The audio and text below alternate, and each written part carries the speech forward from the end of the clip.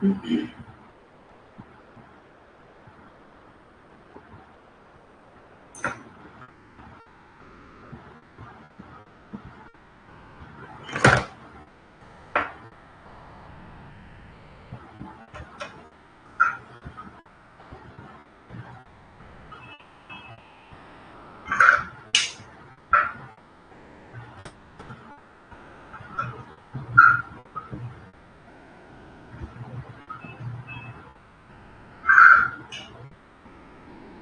and welcome to Filler Form. I am Ali Akhtar, sociology teacher at Filler Form. तो हम लोग अभी unit 5 कर रहे हैं. 2 मिनट वेट करते हैं. सब लोग ज्वाइन कर लें, उसके बाद हम लोग क्लास करें.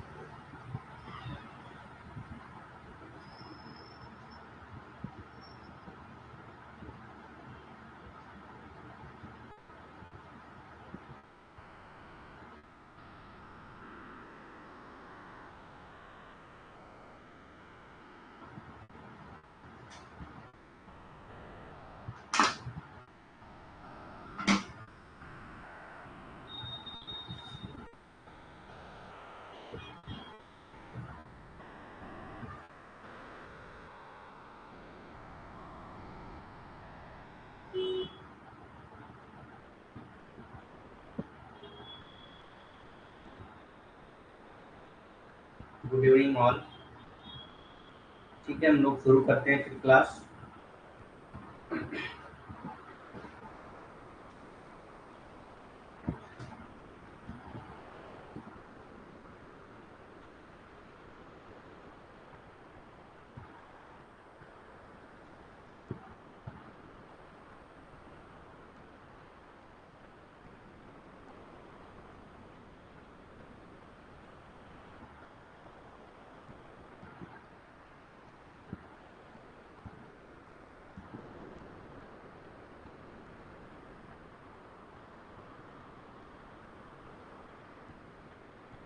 तो सबसे पहले हम लोग कास्ट मूवमेंट कर चुके हैं. कास्ट बेस्ड जो भी मूवमेंट थे इंडिया के, वो हमने कर लिया है. आइडियोलॉजिकल मूवमेंट हम लोग को करना है. आइडियोलॉजिकल मूवमेंट में बहुत सारे ऐसे मूवमेंट्स आते हैं जो आइडियोलॉजी के बेस पे होते हैं.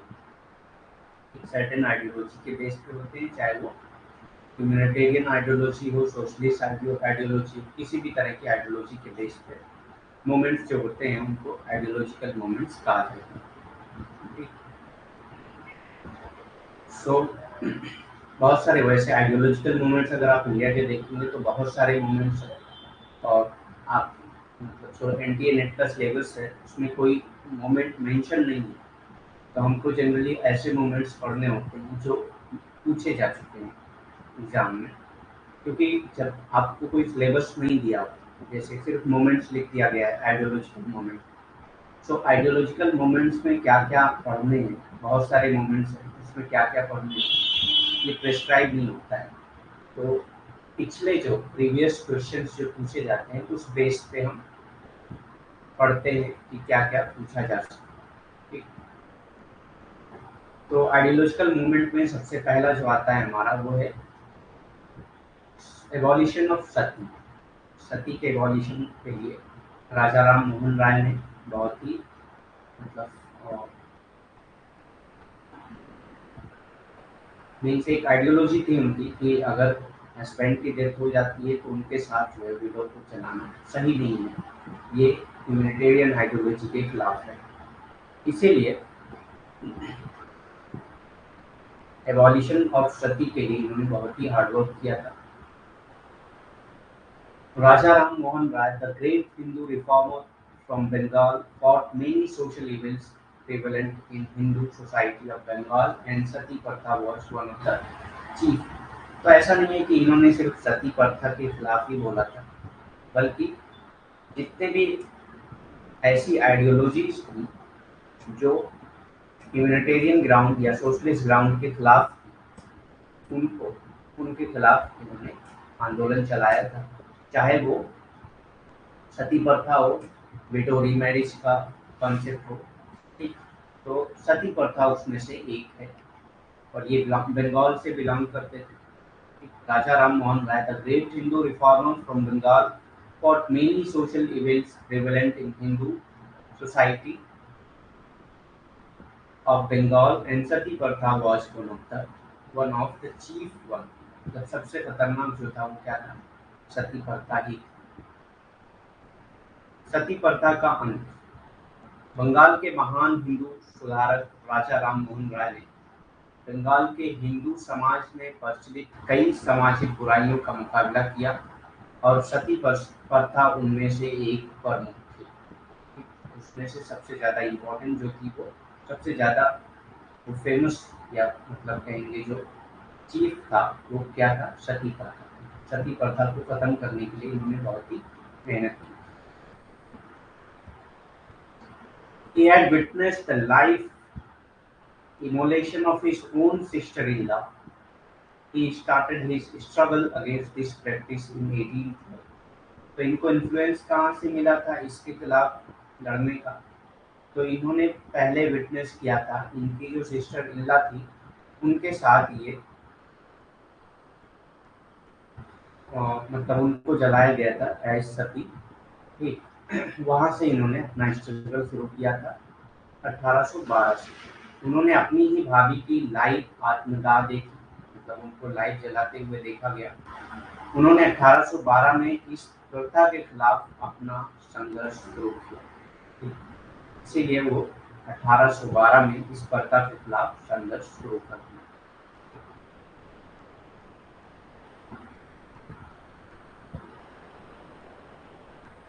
William Carey, an English missionary, also fought against this barbaric practice। तो विलियम कैरी ने भी इसके खिलाफ आवाज उठाई थी और इसके खिलाफ लड़ा था। ठीक, विलियम कैरी एक अंग्रेजी मिशनरी ने भी इस बर्बर प्रथा के खिलाफ लड़ाई लड़ी। In the year 1870 alone about 700 widows were burned alive। सिर्फ 1817 का जो साल था, उसी एक साल में ही तकरीबन 700 विडो को जिंदा जला दिया गया। ठीक, अकेले 1817 में ही करीब 700 विधवाओं को जिंदा जला दिया गया। इतनी खतरनाक प्रथा थी ये।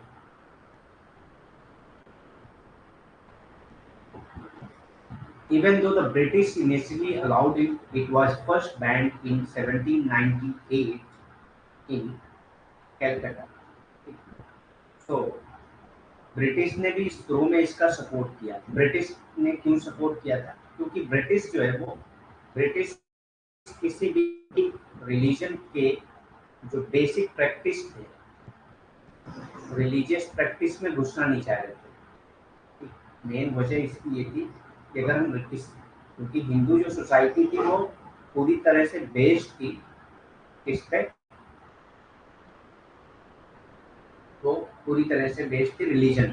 ठीक, अगर वो शुरू में आते ही या अपना मतलब शासन स्टेब्लिश करते वक्त ही उन्होंने अगर इसके खिलाफ आवाज उठाना शुरू कर देते अगर वो ब्रिटिश, तो फिर मतलब उनके लिए ये मुश्किल हो जाता यहाँ पे रहना। ठीक, इसीलिए उन्होंने इसको पहले शुरू में इसके खिलाफ कुछ भी नहीं बोला। इस चीज को रिपीट करना चाहिए।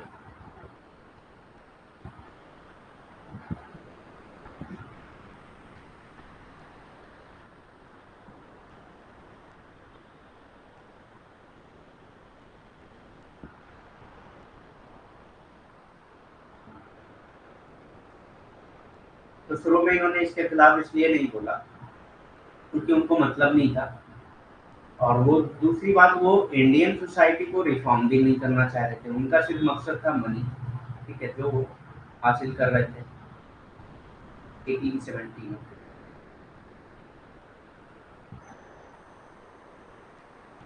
In the year 1817 alone, about 700 widows were burned alive.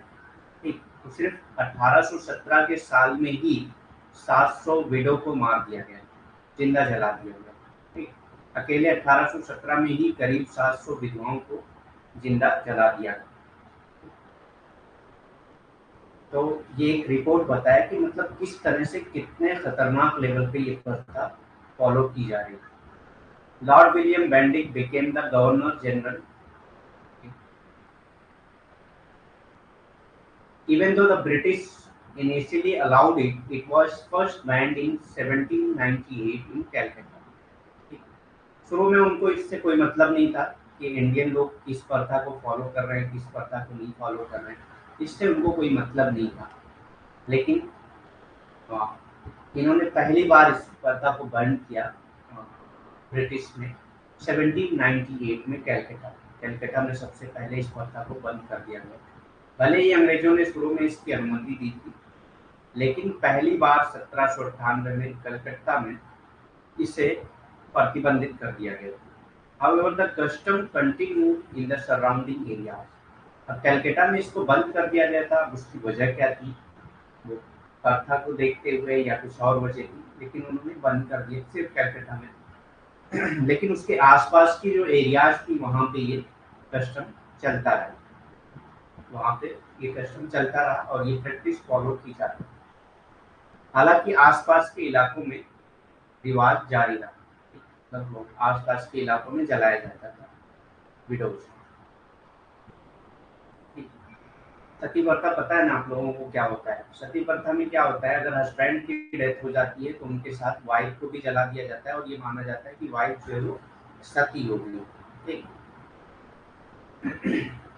Lord William Bentinck became the Governor General of India in 1828.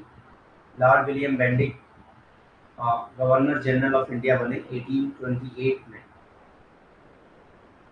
He helped Raja Ram Mohan Rai to suppress many prevalent social evils like sati, polygamy, child marriage and female infanticide. इन्होंने ही राजा राम मोहन को कई जो events थी उनको खत्म करने में मदद किया, जैसे कि सती प्रथा को खत्म करने पे। पॉलीगैमी क्या है, जहाँ पे one man and many women से मैरिज होती है, उसी को पॉलीगैमी कहा है। पॉलीगैमी, चाइल्ड मैरिज को भी खत्म करने में इन्होंने मदद की, and female infanticide. Female infanticide किसको कहते हैं, इन्फेंटिसाइड किसको कहते हैं, इन्फेंट किसको कहते हैं, इन्फेंट कहते हैं अगर बच्चा जो है, चाइल्ड जो है वो बिलो 1 ईयर हो तो उसको इन्फेंट कहा जाता है। तो 1 साल से पहले ही उनको मार दिया जाता था लड़कियों को। ठीक, 1 साल से पहले ही लड़कियों को मार दिया जाता था, उसी को कहा जाता था फीमेल इन्फेंटिसाइड। तो फीमेल इन्फेंटिसाइड को भी खत्म करने में लॉर्ड विलियम बेंटिक ने राजा राम मोहन की मदद की।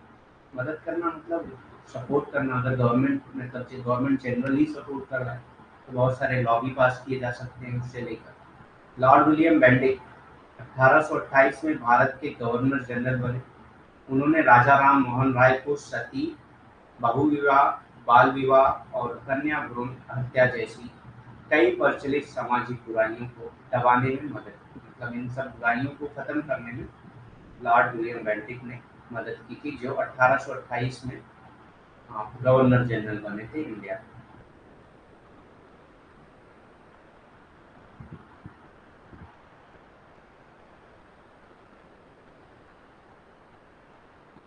Lord Bentinck passed the law banning sati throughout the company's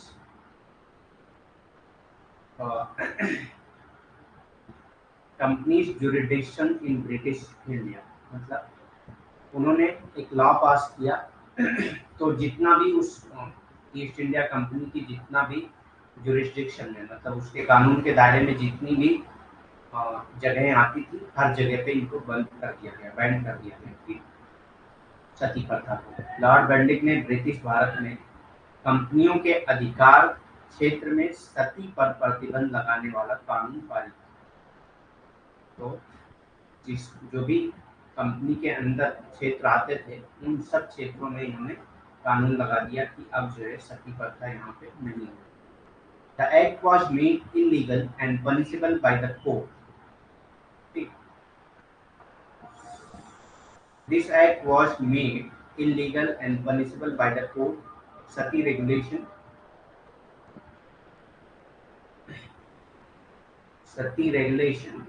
17A D 1829 of the Bengal Code। तो ये कोड था उस रेगुलेशन का, और इस एक्ट ने इस प्रैक्टिस को इलीगल माना और पनिशेबल माना। अधिनियम को अदालतों द्वारा अवैध और दंडनीय बनाया गया था। बंगाल संहिता का सती विनियमन 17 AD 1829 में ये पास हुआ।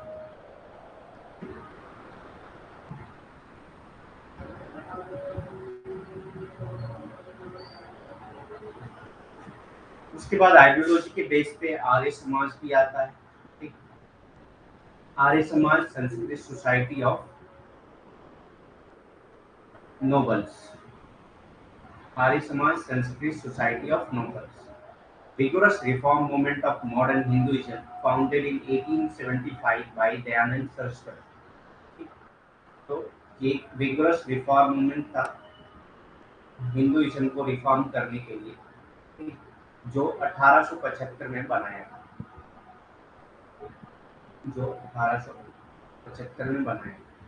Arya Samaj Sanskrit society of nobles आधुनिक हिंदू समाज धर्म का जोरदार सुधार आंदोलन दयानंद सरस्वती द्वारा 1875 में स्थापित किया गया था। तो इसको आपको याद रखना है कि दयानंद सरस्वती ने इसको 1875 में बनाया था।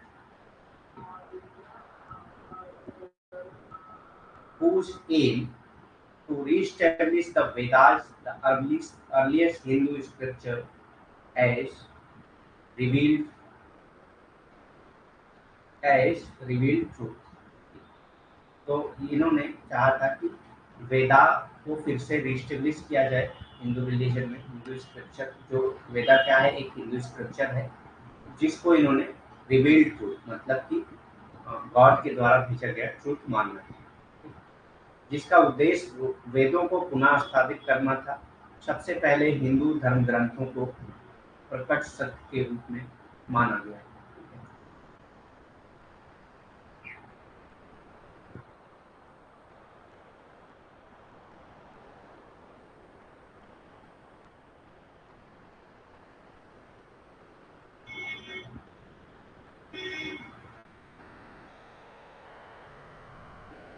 उसके बाद आता है ब्रह्मो समाज।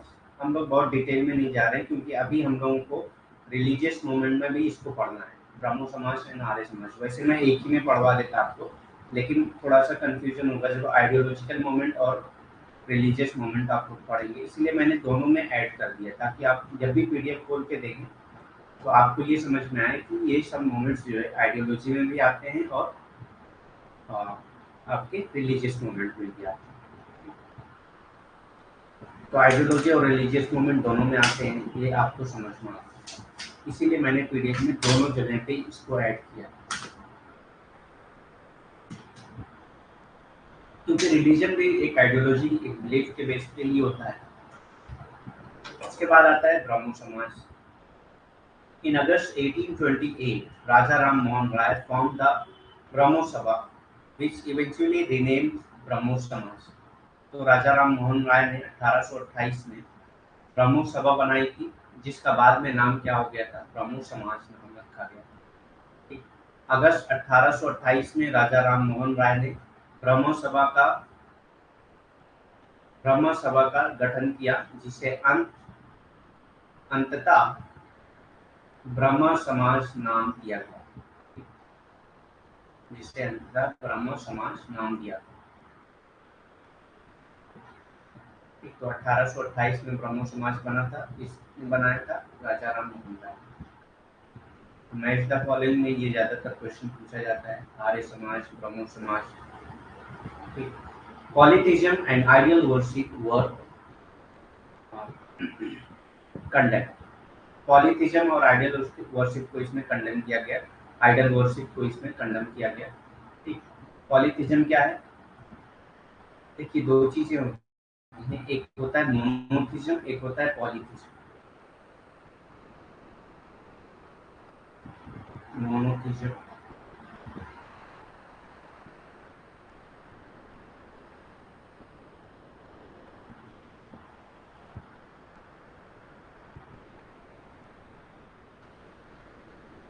और एक होता है पॉलीथिज्म। थिज्म, थिज्म मीन्स होता है रिलीजन, ठीक, रिलीजन बिलीफ, ठीक, theology से बना, थियोलॉजी से बना, ठीक है। मोनो मीन्स क्या होता है? मोनो मीन्स होता है एक, वन। पॉली मीन्स कई, पॉली मीन्स कई, मोर देन वन।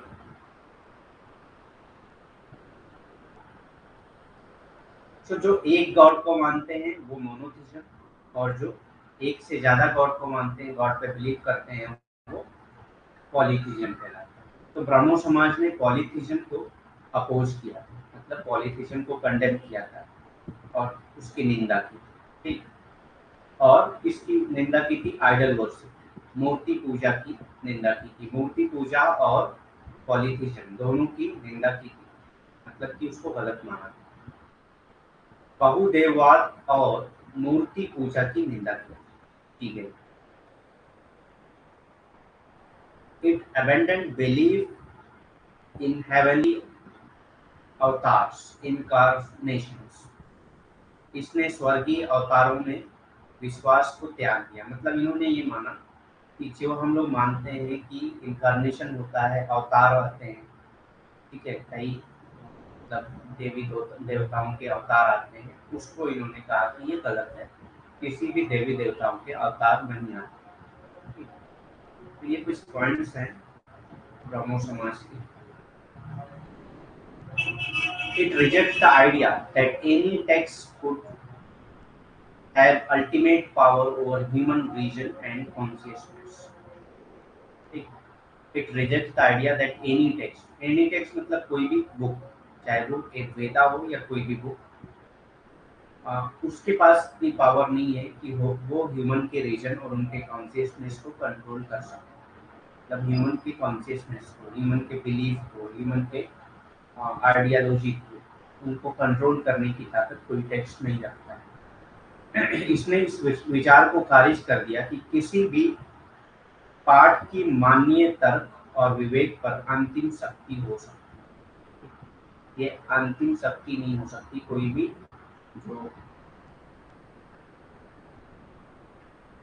पाठ है, वो कोई भी पाठ यानी कि कोई भी बुक जो है वो किसी की जो अंतिम शक्ति है, वो अंतिम शक्ति नहीं हो सकती किसी के तर्क की या किसी के विवेक।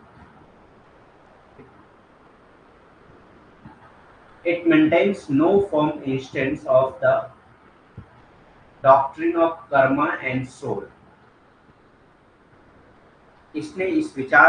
इसने कर्म और आत्मा के देहांतरण के सिद्धांतों पर कोई दृढ़ रुख नहीं रखा।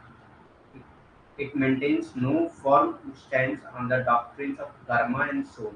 तो कर्मा और सोल का जो डॉक्ट्रिन है, उस पे इन्होंने कोई बहुत ज्यादा वो नहीं डाला था, बहुत ज्यादा फोकस नहीं किया था। Transmigration, living individual Brahmo to believe what they wanted।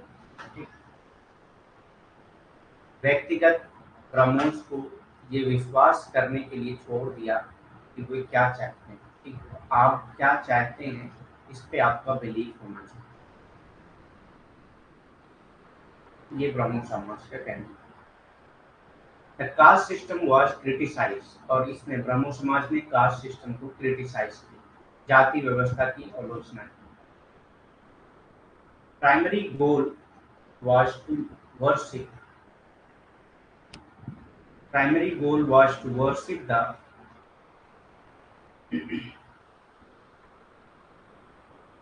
everlasting God, priesthood, ceremonies and sacrifices for all content। ठीक है, तो इसका जो प्राइमरी गोल था वो क्या था, जो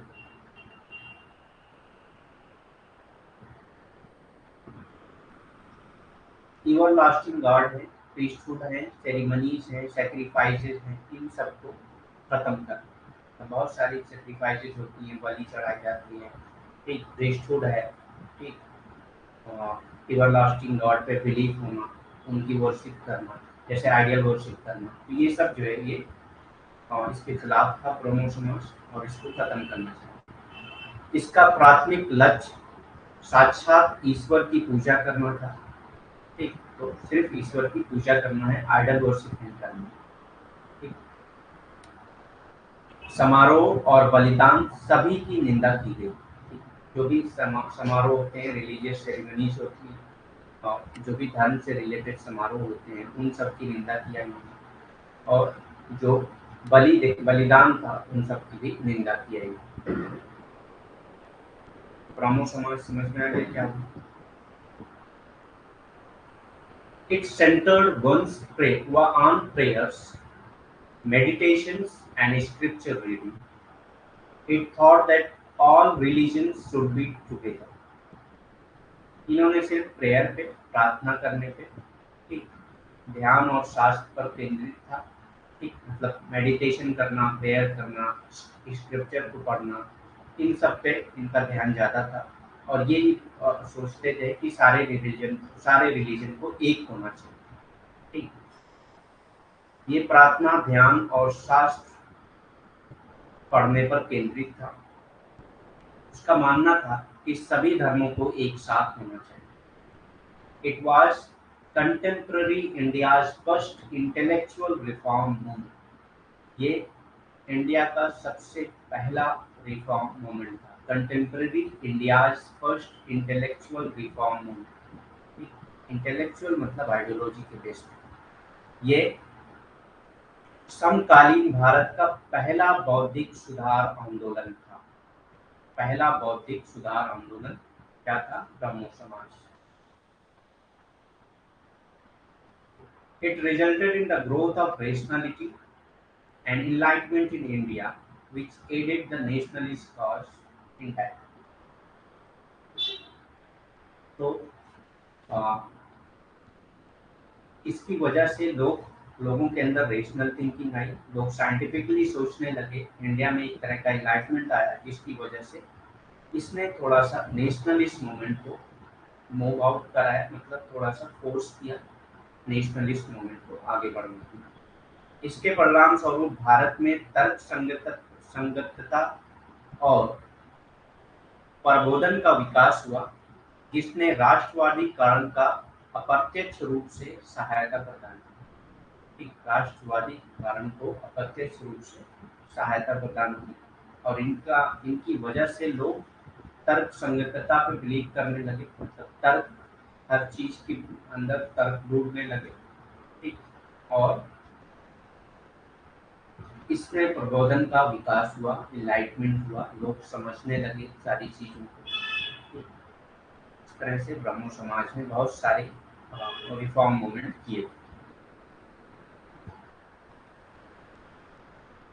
उसके बाद आता है डिसेबिलिटी राइट्स मूवमेंट। तो डिसेबिलिटी राइट्स मूवमेंट में बहुत ज़्यादा कोई स्पेशलाइज मूवमेंट नहीं था, बस एक मूवमेंट चला आ रहा था शुरू से, एक विकलांगता अधिकार आंदोलन, DRM जिसको कहा जाता है, disability right movements. The evolution of the disability right movement in India span over 4 decades. आज से 40 साल पहले से ये चलता आ रहा है, disability right movements. Voices began demanding the right of people suffering from disabilities in early 1970s. तो 1970s से भी इसके खिलाफ, इसके लिए आवाज उठने लगी कि जो डिसेबल लोग हैं, डिसेबल किसको कहते हैं?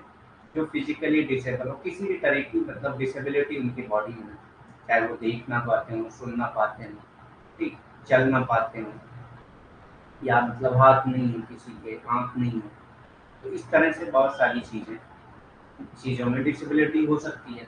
तो इसके लिए आवाज़ उठना, इनके राइट्स के लिए आवाज़ उठना 1970 से ही शुरू हो गया।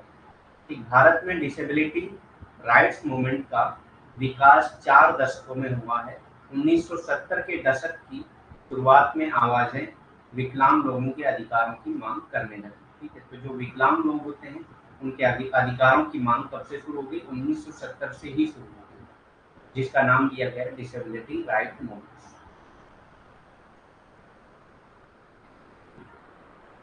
The 1980s witnessed the consolidation of demand from various groups and organizations under cross disability umbrella। तो इस डिसेबिलिटी अम्ब्रेला के अंदर बहुत सारे ग्रुप, बहुत सारे लोग आकर मिल गए और उन्होंने भी इसके लिए आवाज उठाई कि डिसेबल पर्सन जो है उनको राइट्स दिया जाना चाहिए। 1980 में ये हुआ कि और भी लोग जुड़ने लगे इससे और इसके खिलाफ मतलब आवाज उठाना शुरू की कि राइट्स मिलना चाहिए जो भी डिसेबल लोग हैं उनको। Representing the interest of the disable के इंटरेस्ट को रिप्रेजेंट करने के लिए बहुत सारे ग्रुप जुड़ने लगे। 1980 के दशक में विकलांगों के हितों का प्रतिनिधित्व करने वाले एक क्रॉस विकलांग छतरी के नीचे विभिन्न समूहों और उनके संगठन की मांग का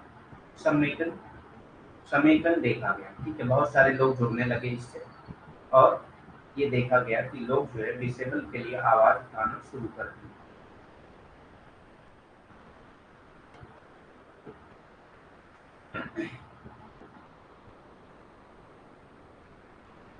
Many NGOs started operating in the disability sector during these decades and subsequently provide further momentum to the DRM, Disability Right Movement। कई सारे एनजीओ बन गए डिसेबल लोगों के लिए उस टिकेट में मतलब 1980s और इसने और जो डिसेबिलिटी राइट मूवमेंट था उसको और बढ़ावा दिया। इस दशक के दौरान कई एनजीओ ने विकलांगता क्षेत्र में काम करना शुरू किया और इसके बाद डीआरएम को और गति प्रदान की, जबकि कई एनजीओ ने विकलांगता के लिए काम करना शुरू कर दिया और इसी वजह से डिसेबिलिटी राइट मूवमेंट्स और ज़्यादा शुरू हुए।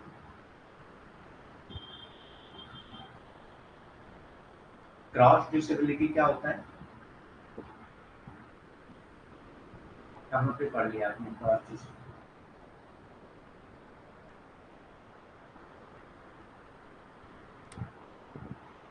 क्रॉस डिसेबिलिटी अम्ब्रेला है, ये पूरा टर्म जो है वो क्रॉस डिसेबिलिटी अम्ब्रेला है। मतलब डिसेबल लोग कई होते हैं ना, चाहे वो ब्लाइंड होंगे या लोकोमोटिव डिसेबिलिटी हो सकती है, हाथ पैर में कमी हो लोकोमोटिव। तो ऐसे बहुत सारी डिसेबिलिटी एक साथ जोड़ेंगे तो वो एक क्रॉस डिसेबिलिटी अम्ब्रेला बन जाता है। उसके लिए काम करने के लिए बहुत सारे ग्रुप जुड़ने लगते, उसी को क्रॉस विकलांगता छतरी कहा जाता है।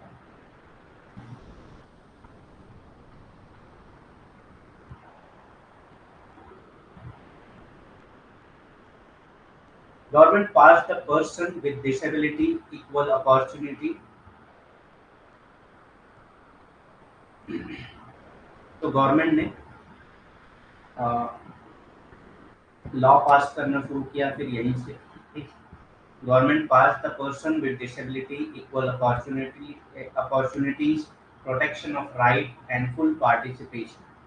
तो उनके लिए आप इक्वल अपॉर्चुनिटी प्रोवाइड करना, उनके प्रोटेक्शन के लिए और उनके राइट ऑफ फुल पार्टिसिपेशन, मतलब कि एजुकेशन सेक्टर, सर्विस सेक्टर या किसी भी सेक्टर में उनके फुल पार्टिसिपेशन के लिए एक बिल पास किया, एक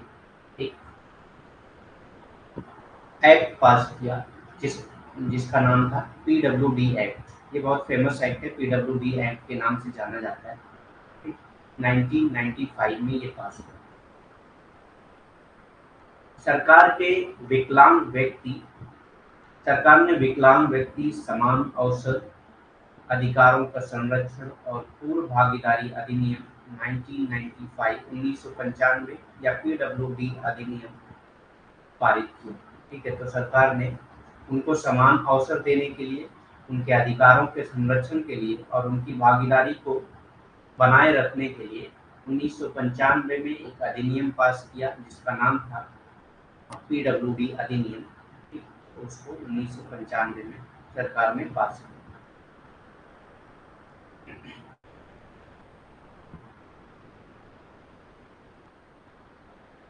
which reserved 3% of government posts for those in PWD category। तो ये सब चीजें आपको याद रखनी है, क्योंकि लॉ का पास हुआ ये आपसे पूछा जा सकता है, कितने परसेंट रिजर्वेशन दिया गया था ये भी आपसे पूछा जा सकता है। तो ये सब चीजें आपको याद होनी चाहिए।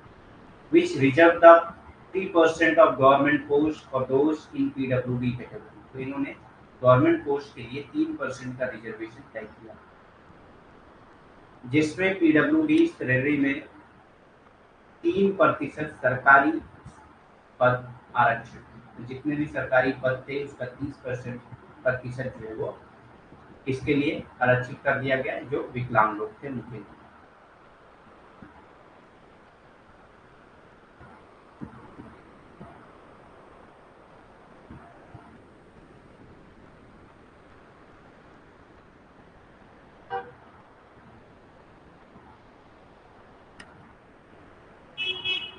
In the new millennium, the United Nations adopted the Convention on the। तो न्यू मिलेनियम क्या होता है? What is new millennium?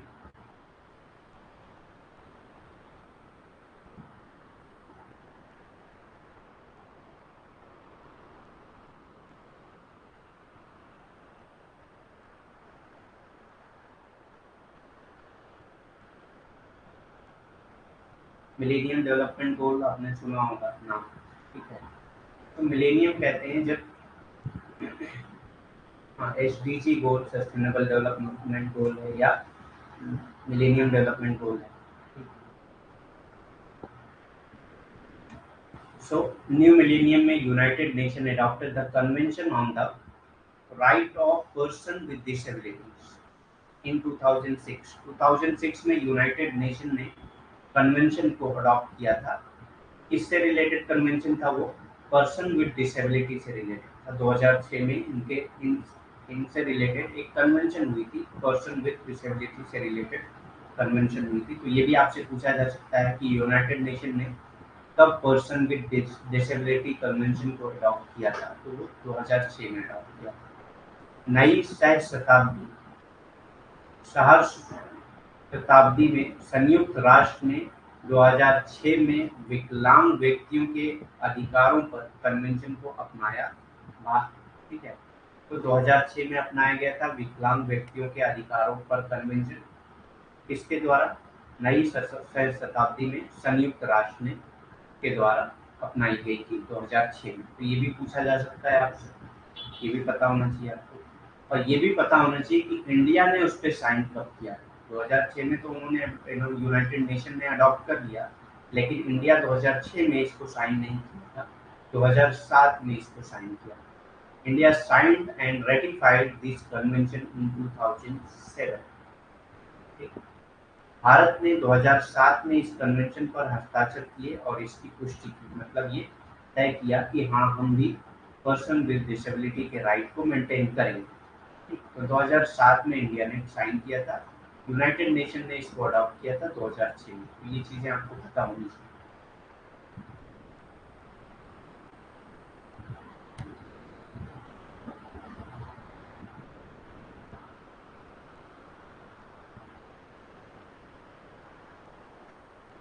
उसके बाद आता है by 2012 the union government of India came up with the disability bill. तो 2012 में एक विकलांगता विधेयक सरकार लेकर आई पार्लियामेंट में। 2012 the union government of India came up with the disability bill, एक डिसेबिलिटी बिल लाया गया। The right of person with disability bill 2016, जिस बिल का क्या नाम था? Right of person with disabilities bill 2016। हम तो 2016 क्यों कहा गया? क्योंकि 2012 में बिल आई, अब 2016 क्यों कहा गया था?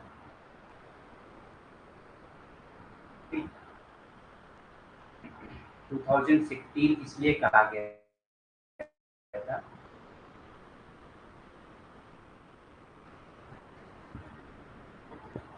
तो पुराने डाटा है, इसलिए वो लास्ट वीक उस पे आ गया था। तो क्योंकि 2012 में बिल आया, लेकिन 2012 में बिल पास नहीं हुआ। 2012 में बिल पास नहीं हुआ था, बल्कि ये बिल पास हुआ है 2006 में, इसीलिए इसका नाम है the right of 2016. The Right of Person with Disability Bill 2016 was passed by both houses of parliament. विकलांग व्यक्तियों को अधिकार विधेयक 2016 को संसद के दोनों सदस्यों द्वारा पारित किया गया। तो 4 साल के बाद बिल कब आया? 2012 में, और वो बिल पास कब हुआ? 2016 में। The right of person with disability bill 2016, विकलांग व्यक्तियों के अधिकार विधेयक 2016। हालांकि इसके खिलाफ 2013 में बहुत ज़्यादा प्रोटेस्ट भी हुए थे, ठीक, क्योंकि बिल को लागू करने में बहुत लेट हो रहा था, इसके खिलाफ प्रोटेस्ट भी हुए थे। तो ये चीज़ें हैं, ये सब चीज़ें, ये डाटा आपको सब याद होनी चाहिए। कब बिल पास हुआ था, कब बिल लाया गया था, कन्वेंशन कब अडॉप्ट की गई थी, और इंडिया ने उस पर साइन कब किया था। एक सबसे पहला डिसेबिलिटी से रिलेटेड बिल कब आया था? 1995 में आया था। इसको PWD एक्ट कहा जाता है।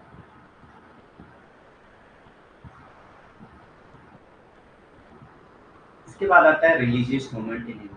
तो रिलीजियस मूवमेंट में बहुत सारे मूवमेंट्स आ जाते हैं, मतलब कि आप कई मूवमेंट हैं, सैकड़ों मूवमेंट है। अगर आप देखेंगे तो 100 से ज़्यादा मूवमेंट्स हैं, रिलीजियस मूवमेंट छोटे बड़े अगर आप जाके देखें, लेकिन हमको कुछ मेन मूवमेंट्स पढ़ने हैं। तो रिलीजियस मूवमेंट क्या होते हैं? जो रिलीजन के बेस पे कोई मूवमेंट्स होता हो, या तो रिलीजन को सुधारने के लिए या रिलीजन के खिलाफ, दो तरह के मूवमेंट्स होते हैं, ठीक। भारत में धार्मिक आंदोलन, religious movement in India. The socio religious movement in India can be studied under different head. तो कई तरीके से हम socio religious movement in India को स्टडी कर सकते हैं, ठीक। भारत में सामाजिक धार्मिक आंदोलन का विभिन्न शीर्षकों के तहत अध्ययन किया जा सकता है। तो कई तरीके से जो धार्मिक आंदोलन है उसका अध्ययन किया जा सकता है। पहला क्या है? Hindu reform movement. तो हिंदू रिफॉर्म मूवमेंट यानी कि हिंदू रिलीजन से रिलेटेड जितने मूवमेंट हुए हैं उनको आप पढ़ सकते हैं। हिंदू सुधार आंदोलन, तो हिंदू सुधारने के लिए जो आंदोलन चले थे, वो कौन कौन से आंदोलन हिंदू से रिलेटेड थे, वो भी आप पढ़ सकते हैं। मुस्लिम रिफॉर्म मूवमेंट, मुस्लिम को सुधारने के लिए जो भी आंदोलन चले वो मुस्लिम रिफॉर्म मूवमेंट में आते हैं। मुस्लिम सुधार आंदोलन। सिख रिफॉर्म मूवमेंट, सिख को सुधारने के लिए सिख रिफॉर्म मूवमेंट्स चलाए गए। सिख सुधार आंदोलन और पारसी रिफॉर्म मूवमेंट, पारसी सुधार आंदोलन, पारसी को सुधारने के लिए। तो ये 4 हेड पे आप पढ़ सकते हैं। अब हिंदू रिफॉर्म मूवमेंट में भी कई सारे मूवमेंट्स आ जाते हैं, मुस्लिम रिफॉर्म मूवमेंट में भी कई सारे मूवमेंट्स आ जाते हैं, लेकिन हम लोग वही पढ़ेंगे जिससे क्वेश्चन अभी तक पूछे जा चुके हैं, और जो बहुत फेमस मूवमेंट होंगे। हिंदू रिफॉर्म मूवमेंट, तो सबसे पहले आता है ब्रह्मो समाज, जो राजा राम मोहन राय ने बनाया था। हमने पढ़ा है आइडियोलॉजी मूवमेंट में, मैंने इसीलिए दोनों में ऐड किया है कि आपको कंफ्यूजन ना हो, आपको ये क्लियर हो जाए कि ये दोनों में आता है। रिलीजियस मूवमेंट में भी आता है और आइडियोलॉजिकल मूवमेंट दोनों में आता है। तो ब्रह्मो समाज राजा राम मोहन राय द्वारा बनाया गया था। कब बनाया गया था? इन 1828 फाउंडेड ब्रह्मो समाज विच वाज लेटर रिनेम्ड ब्राह्मण समाज, ठीक। तो इन्होंने ब्रह्मो सभा बनाया था, जिसको बाद में नाम रखा गया ब्रह्मो समाज, जो हम लोग पढ़ चुके हैं। 1828 में ब्रह्म सभा की स्थापना की, जिसे बाद में ब्रह्म समाज नाम दिया गया।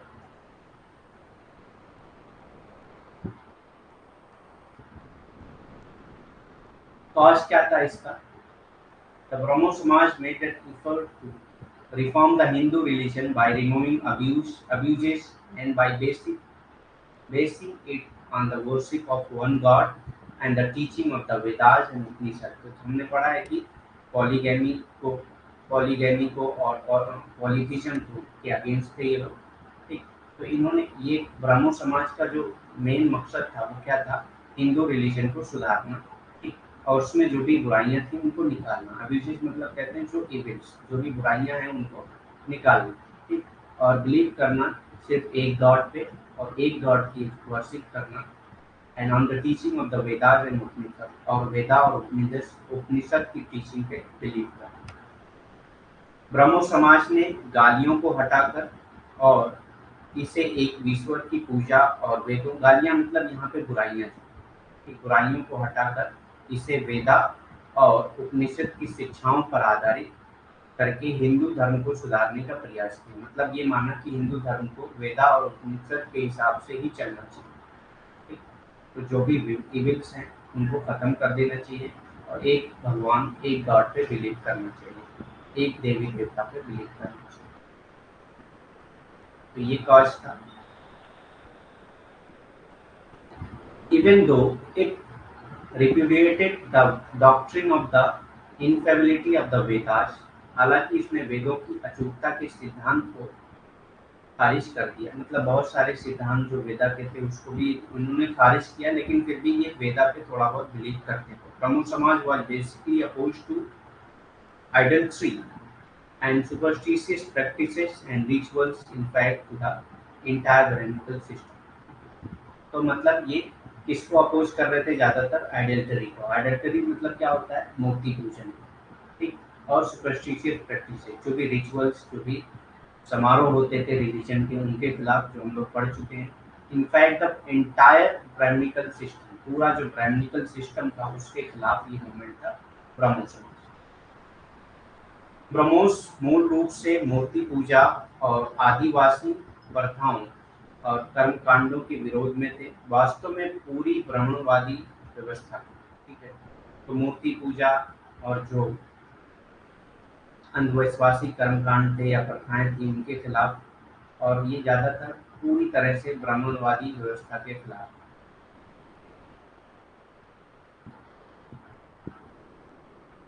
कॉन्सिक्वेंसेस क्या थे? इसका नतीजा क्या हुआ था? तो जितने भी मूवमेंट होते हैं उसके कुछ न कुछ कॉन्सिक्वेंसेस होते हैं।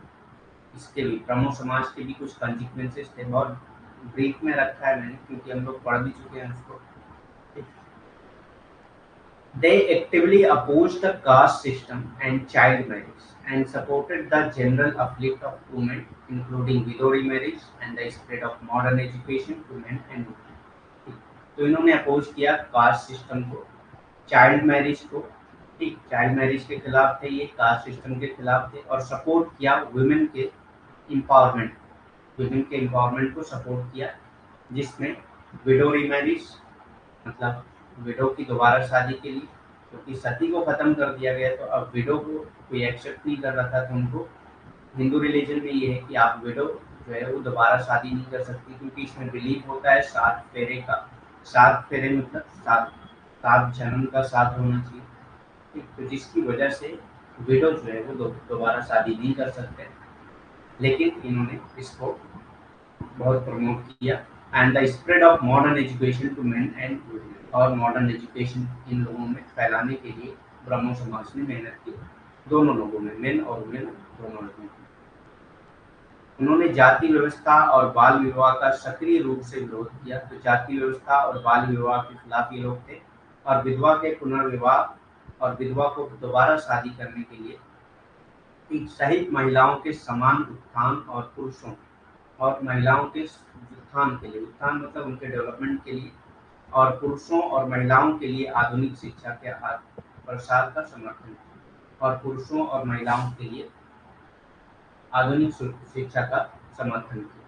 ठीक, मतलब उनको भी मॉडर्न एजुकेशन हासिल करना चाहिए, उसका समर्थन किया, क्योंकि राजा राम मोहन राय थे वो मॉडर्न एजुकेशन के ही प्रोडक्ट थे, वहीं से मॉडर्न एजुकेशन ही उन्होंने हासिल किया। The Brahmo Samaj tradition of Raja Ram Mohan Rai was carried forward। एक तो राजा राम मोहन राय का जो ट्रेडिशन था ब्रह्मो समाज, उसको आगे कौन बढ़ाया था? आफ्टर 1843 बाय देवेंद्रनाथ टैगोर, देवेंद्रनाथ टैगोर ने इसको आगे बढ़ाया था। And after 1866 bye Keshav Chandra Sen, और 1866 में केशव चंद्र सेन ने इसको आगे बढ़ाया। तो आपको ये चीजें याद रखनी चाहिए। 1828 में ब्रह्मो समाज बना, 1843 में इसको देवेंद्रनाथ टैगोर ने इसको लीड किया, और 1866 में केशव चंद्र सेन ने इसको संभाला।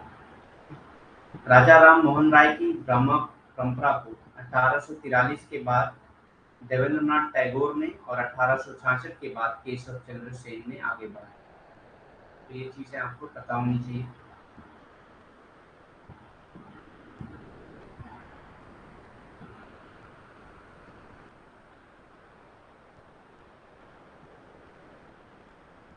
तत्वबोधिनी सभा, तत्वबोधिनी सभा and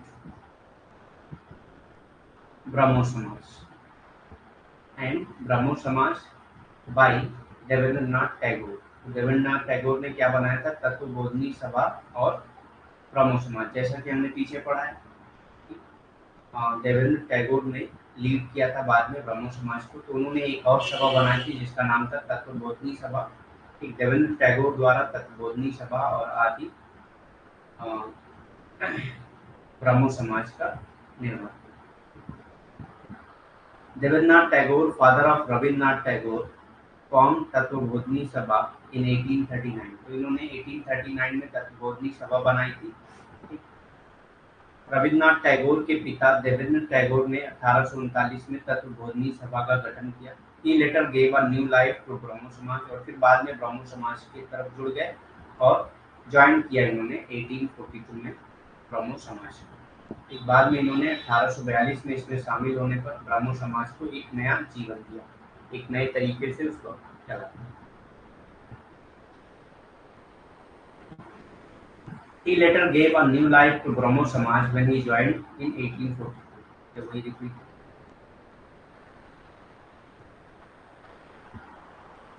He devoted himself to the systematic study of India's past with a rational outlook. तो इन्होंने अपने आप को डिवोट कर दिया था, अपने आप को इस काम में लगा दिया था, इंडिया का जो पास्ट है उसकी सिस्टमेटिक स्टडी के लिए रेशनल आउटलुक के साथ, एक तर्क संगत के साथ, ठीक है, रेशनल रहकर इंडिया का जो पास्ट है उसको स्टडी करने के लिए इन्होंने डिवोट किया था अपने आप। उन्होंने खुद को तर्क संगत दृष्टिकोण के साथ भारत के अतीत के व्यवस्थित अध्ययन के लिए समर्पित कर दिया। तो भारत के अतीत को पढ़ने के लिए इन्होंने किस बेस पे पढ़ना था? तर्क संगत दृष्टिकोण से। भारत के अतीत को पढ़ने के लिए इन्होंने अपने आप को समर्पित कर दिया था। He propagated Roy's ideas, तो राजा राम मोहन राय की जो आइडिया थी उसको इन्होंने आगे बढ़ाया, उसी का ही उन्होंने प्रचार किया। उन्होंने राय के विचारों का प्रचार किया, उसी को बढ़ावा दिया। उसके बाद आता है रामकृष्ण मूवमेंट बाई स्वामी विवेकानंद। स्वामी विवेकानंद द्वारा रामकृष्ण आंदोलन। Ramakrishna Paramhans, Ramakrishna Paramahansa was a saintly person, एक संत थे ये, who sought religious salvation in the traditional ways of renunciation, meditation and devotion। तो ये कौन थे? रामकृष्ण परमहंस कौन थे? ये एक संत थे जो बिलीव करते थे रिलीजियस सॉल्वेशन पे ट्रेडिशनल तरीके से, मतलब आप रिनोसिएशन करके, मेडिटेशन करके और डिवोशन यानी कि भक्ति करके सॉल्वेशन पा सकते हैं। सॉल्वेशन मतलब मुक्ति, एक मुक्ति पा सकते हैं। रामकृष्ण परमहंस एक संत व्यक्ति थे जिन्होंने त्याग, ध्यान और भक्ति के पारंपरिक तरीकों से धार्मिक मोक्ष की मांग की। धार्मिक मोक्ष कैसे प्राप्त किया जा सकता है? इन्होंने बताया कि ध्यान लगाकर, त्याग करके और भक्ति करके आप धार्मिक मोक्ष प्राप्त कर सकते हैं। तो ये स्वामी विवेकानंद ने इस मूवमेंट को, रामकृष्ण मूवमेंट को बनाया था। लेकिन इसका नाम रामकृष्ण क्यों रखा था? क्योंकि ये इनके टीचर थे। रामकृष्ण परमहंस जो है इनके ग्रुप थे, इन्हीं के नाम पे उन्होंने मूवमेंट चलाया था। तो इसमें कंफ्यूज नहीं होना है आपको, रामकृष्ण मूवमेंट है तो रामकृष्ण ने ही बनाया होगा, स्वामी विवेकानंद ने बनाया था। रामकृष्ण परमहंस उनके टीचर थे, उनके गुरु थे, उन्हीं के नाम पे इन्होंने इसका नाम रखा। जो बिलीव करते थे, उनके जो गुरु थे, उनका क्या बिलीव था? उनका बिलीव था कि आप जो है मोक्ष कैसे प्राप्त कर सकते हैं? रिनोसिएशन, मेडिटेशन और डिवोशन, मतलब ध्यान लगाकर, भक्ति करके और त्याग देना। रिनोसिएशन मतलब त्याग,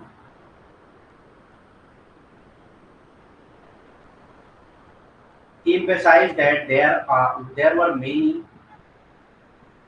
इन्होंने बताया कि कई सारे जो है देयर वर मेनी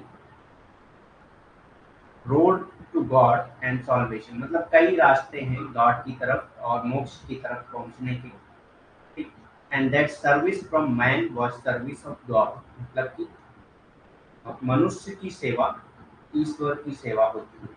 तो इन्होंने कहा कि service for man of man was service of God. अगर आप किसी मनुष्य की मदद करते हैं तो ये माना जाएगा कि आपने गॉड की मदद। अगर आप किसी मनुष्य की सेवा करते हैं तो ये माना जाएगा कि आपने गॉड की सेवा। For man was the embodiment of God, क्योंकि मैन को माना जाता था कि ये जो है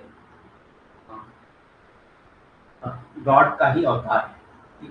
उन्होंने इस बात पर जोर दिया कि ईश्वर और मोक्ष के लिए कई रास्ते हैं, ईश्वर और मोक्ष तक पहुंचने के लिए कई रास्ते हैं, और मनुष्य की सेवा ही ईश्वर की सेवा है। मनुष्य की सेवा ही कर कर आप ईश्वर की सेवा कर सकते हैं, क्योंकि मनुष्य ईश्वर का ही अवतार है। तो इनका मानना था कि मनुष्य जो है वो ईश्वर का अवतार है, और मनुष्य की सेवा कर कर ही आप ईश्वर की सेवा कर सकते हैं, ठीक। और ईश्वर और मोक्ष तक पहुंचने के कई रास्ते। तो ये जो उनके रामकृष्ण परमहंस थे उनका ये सब बिलीफ था, ठीक। अभी मूवमेंट के बारे में बात करते हैं क्या है, क्योंकि इसी बिलीफ को लेकर ही ये मूवमेंट हुआ था, इसी आइडियोलॉजी के बेस पे ही ये मूवमेंट हुआ था। स्वामी विवेकानंद जो उनके शिष्य थे, ठीक, तो स्वामी विवेकानंद जो उनके डिसाइपल थे, उनके शिष्य थे, उनके स्टूडेंट थे।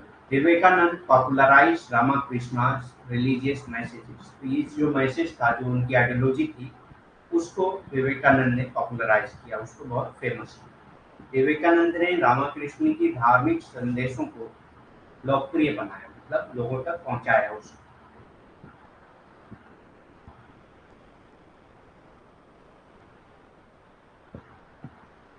He tried to put it in a form that would build the need of contemporary Indian society. That would suit the need of contemporary Indian society. He tried to put it in a form that would suit the need of contemporary Indian society. मतलब जो उस वक्त की जो Indian society की need थी, उसको कैसे पूरा किया जा सकता है, इन्हीं सब आइडियोलॉजी के बेस पे ही पूरा किया जा सकता है। उन्होंने इसे एक ऐसे रूप में प्रस्तुत करने का प्रयास किया जो समकालीन भारतीय समाज की आवश्यकताओं को अनुरूप हो, मतलब कि उस वक्त की जो समकालीन भारतीय आवश्यकताएं थी उनको पूरा करने के लिए यही सब सिद्धांत ही काम करने वाले थे। इस तरह से उन्होंने इन सिद्धांतों को पेश किया था। विवेकानंद रोड इन 1898, विवेकानंद ने 1898 में क्या लिखा था, for our own motherland a junction of the two great system. एक बुक का नाम था जिसका नाम, एक बुक लिखा जिसका नाम था 1898 में, एक बुक लिखा जिसका नाम था फॉर आवर ओन मदरलैंड, ठीक, अ junction of the two great system. ये बुक का नाम है हिंदुइज्म एंड इस्लाम, ठीक, इज द ओनली होप। तो ये पूरी बुक का नाम था जिसको इन्होंने लिखा था, अ junction of the two great system. Junction of the two great system किसको कहा है इन्होंने, एक हिंदुइज्म का सिस्टम और एक इस्लाम का सिस्टम, दोनों को ग्रेट सिस्टम कहा है। और ये कहा है कि हमारा जो भारत है वो एक मदरलैंड है टू ग्रेट सिस्टम का, हिंदुइज्म और इस्लाम का, और यही एकमात्र होप है, एकमात्र आशा है। विवेकानंद ने 1898 में लिखा, हमारी अपनी मातृभूमि के लिए दो महान प्रणालियां, हिंदू धर्म और इस्लाम का एक जंक्शन, एकमात्र आशा।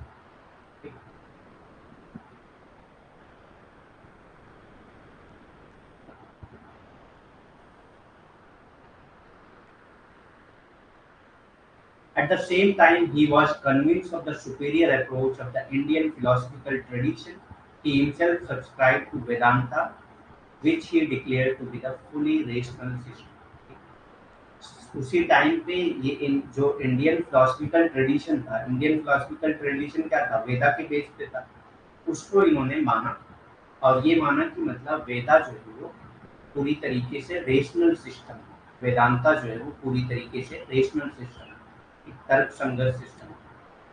साथ ही वे भारतीय दार्शनिक परंपरा के श्रेष्ठ दृष्टिकोण के कायल थे। ठीक है, तो दार्शनिक परंपरा जो थी भारत की, उसके कायल थे वो। उन्होंने स्वयं देवांत की सदस्यता ली। देवांता मतलब उन्होंने देवांता की भी सदस्यता ली, उसके भी मेंबर बने, जिसे उन्होंने पूरी तरीके से तर्क संगत प्रणाली घोषित किया, जिसको उन्होंने माना कि ये पूरी तरीके से तर्क के बेसिस पे है, तर्क से ही ये वेदांता को बनाया गया। ठीक।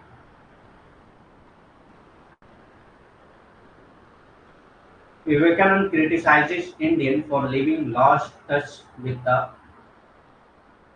rest of the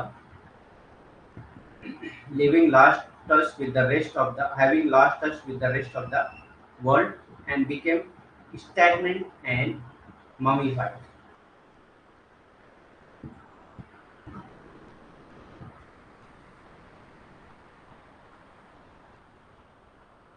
तो विवेकानंद ने क्रिटिसाइज किया इंडियन को कि ये जो है पूरे वर्ल्ड के संपर्क में नहीं है, उनसे इनका संपर्क टूट चुका है।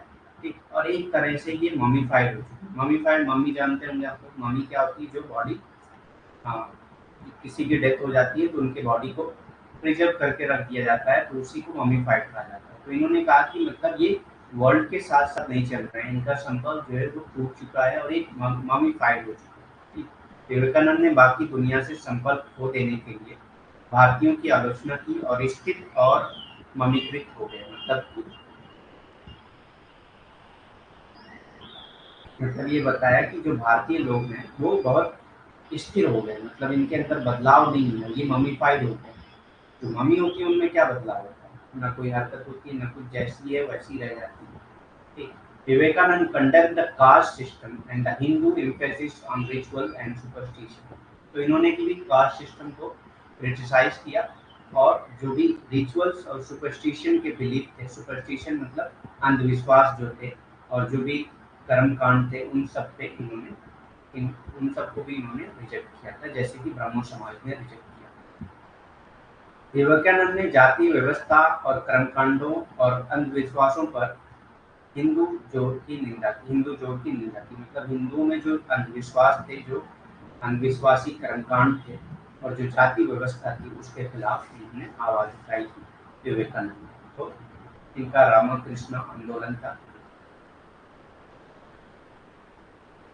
He urged people to imbibe the spirit of liberty, equality and freedom। उन्होंने लोगों को स्वतंत्र, समानता और स्वतंत्र सोच की भावना को आत्मसात करने का आग्रह किया। मतलब इन्होंने कहा कि लोगों के अंदर ये बिलीफ होना चाहिए कि वो लिबर्टी पे बिलीव करें, इक्वलिटी पे बिलीव करें और फ्री थिंकिंग हो। लोगों को कोई कुछ भी सोच सकता है, अपने हिसाब से सोच सकता है, उसके पास लिबर्टी होनी चाहिए, हर किसी के थ्रू इक्वलिटी होनी चाहिए। ठीक है, तो स्वतंत्रता, समानता और स्वतंत्र सोच होना चाहिए सबको। Vivekananda was a great humanist. ये बहुत बड़े ह्यूमनिस्ट थे। ह्यूमनिस्ट मतलब जो ह्यूमनिज्म पे बिलीव करते हो, ह्यूमन आइडियोलॉजी पे बिलीव करते हैं।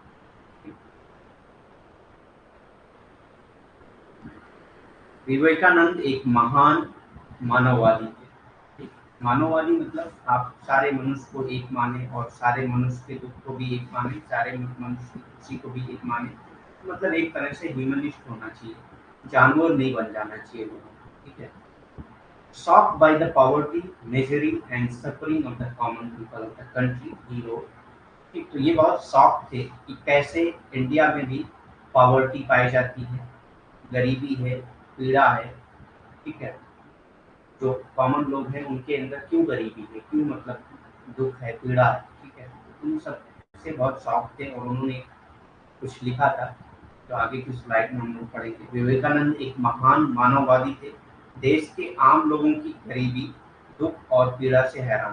तो देश में जितने भी आम लोग थे उनकी गरीबी, दुख और पीड़ा से बहुत हैरान थे और उन्होंने लिखा कि the only God in whom I believe. एकमात्र ईश्वर जिसमें मैं विश्वास करता हूँ। ठीक। The sum total of the soul, मतलब सारे लोगों का जो सोल है, मतलब ह्यूमन जो सारे ह्यूमन है वो सब एक गॉड की तरह है। ठीक, the only God in whom I believe. and above all, my God, the weak, my God, the afflicted, my God, the poor of all races. मतलब क्या हुआ?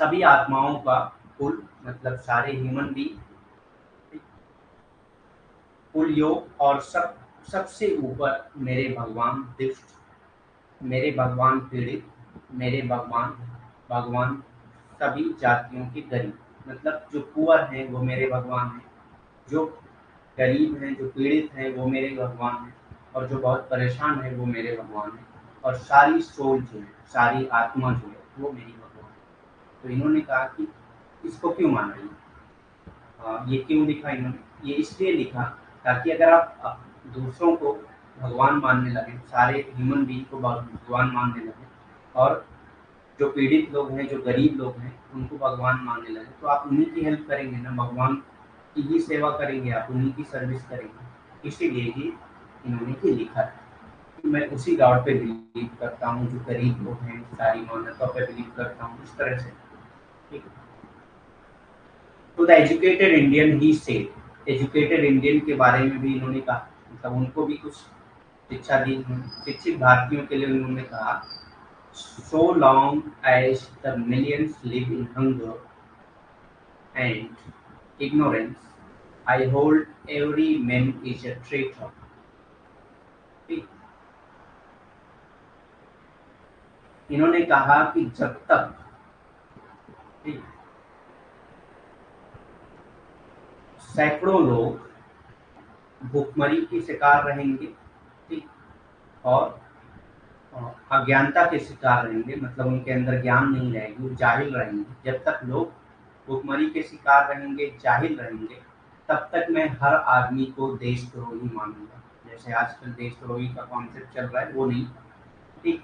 इन्होंने कहा कि जब तक सैकड़ों लोग भूखमरी के शिकार रहेंगे और अज्ञानता के शिकार रहेंगे, यानी जाहिल रहेंगे, तब तक मैं सारे ह्यूमन को देशद्रोही मानूंगा। शिक्षित लोगों को कहा ही नहीं। क्यों शिक्षित लोगों को कहा? ताकि वो समझ सकें कि अगर आप शिक्षा हासिल कर रहे हैं तो इसका मतलब ये नहीं है कि आप जो है देश प्रेमी हैं।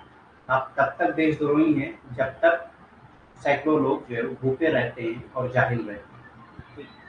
Who having been educated at their expense pays not the least head of them। ठीक। जो उनके खर्च पर शिक्षित हुआ है, उन पर जरा भी ध्यान नहीं देता। क्योंकि हम सब जो है उन्हीं के खर्च पे शिक्षित होते हैं, और उन पे जरा भी ध्यान नहीं देते। ठीक। जो भी पुअर लोग हैं, जो भी हंगर लोग हैं, जो जाहिल लोग हैं, उन सब पे, उन्हीं सब के खर्चों पे हम पढ़ते हैं, लेकिन उन पे ध्यान नहीं देते हैं। ठीक। अब आप कहेंगे उन्हीं सब के खर्चों पे कैसे पढ़ते हैं? जो आपको इंसेंटिव मिलते हैं, जो आपको स्कॉलरशिप वगैरह मिलती है, वो सब टैक्सेस से मिलते हैं, तो उन्हीं सब के पैसे, तो पब्लिक के पैसे से ही हम पढ़ते हैं। ठीक। तो उन पे अगर ज़्यादा, उन पे ही हम ध्यान नहीं देते हैं, तो इसीलिए इन्होंने कहा कि जब तक सैकड़ों लोग भूखे रहेंगे और जाहिल रहेंगे, तब तक मैं हर आदमी को देशद्रोही मानूंगा, हर व्यक्ति को देशद्रोही मानूंगा। शिक्षित भारतीयों के लिए उन्होंने कहा, जब तक लाखों लोग भूख और अज्ञानता में रहते हैं, तब तक मैं हर व्यक्ति को देशद्रोही मानता हूँ, जो उनके खर्च पर शिक्षित हुआ है तो उन पर जरा भी ध्यान नहीं देता है। In 1897, Vivekanand founded Ramakrishna Mission to carry on. तो विवेकानंद ने 1897 में रामाकृष्ण मिशन की शुरुआत की, एक मिशन बनाया। ठीक है। To carry out humanitarian relief and social work. ठीक। ह्यूमैनिटेरियन रिलीफ और सोशल वर्क करने के लिए इन्होंने रामकृष्ण मिशन बनाया था। It thus laid emphasis on social good और सोशल सर्विसेज। तो सोशल गुड और सोशल सर्विसेज करने के लिए ये मिशन बनाया गया। 1897 में विवेकानंद ने मानवीय राहत और सामाजिक कार्य करने के लिए रामकृष्ण मिशन की स्थापना की। इस प्रकार इससे सामाजिक भलाई या समाज सेवा पर जोर दिया गया।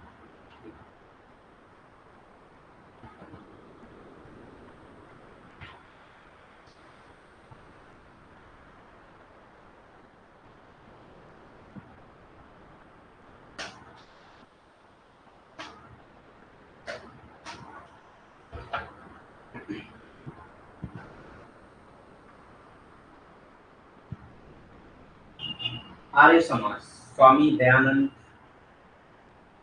सरस्वती। स्वामी दयानंद सरस्वती द्वारा आर्य समाज बनाया गया था। Arya Samaj undertook the task of reforming the Hindu religion in west and north India. तो वेस्ट और नॉर्थ इंडिया के लिए हिंदू समाज को सुधारने के लिए कौन सा समाज बनाया गया था? आर्य समाज। किसने बनाया था? दयानंद सरस्वती ने। आर्य समाज ने पश्चिम और उत्तर भारत में हिंदू धर्म को सुधारने का बीड़ा उठाया। ठीक है, हिंदू धर्म को सुधारने का बीड़ा आर्य समाज ने उठाया था। ठीक है, पश्चिम और उत्तर भारत। और आर्य समाज किसने बनाया था? Dayanand Saraswati. It was founded in 1875 by Swami Dayanand Saraswati. Swami Dayanand Saraswati ने इसको बनाया था 1875 में। Swami Dayanand believed that selfish and ignorance priests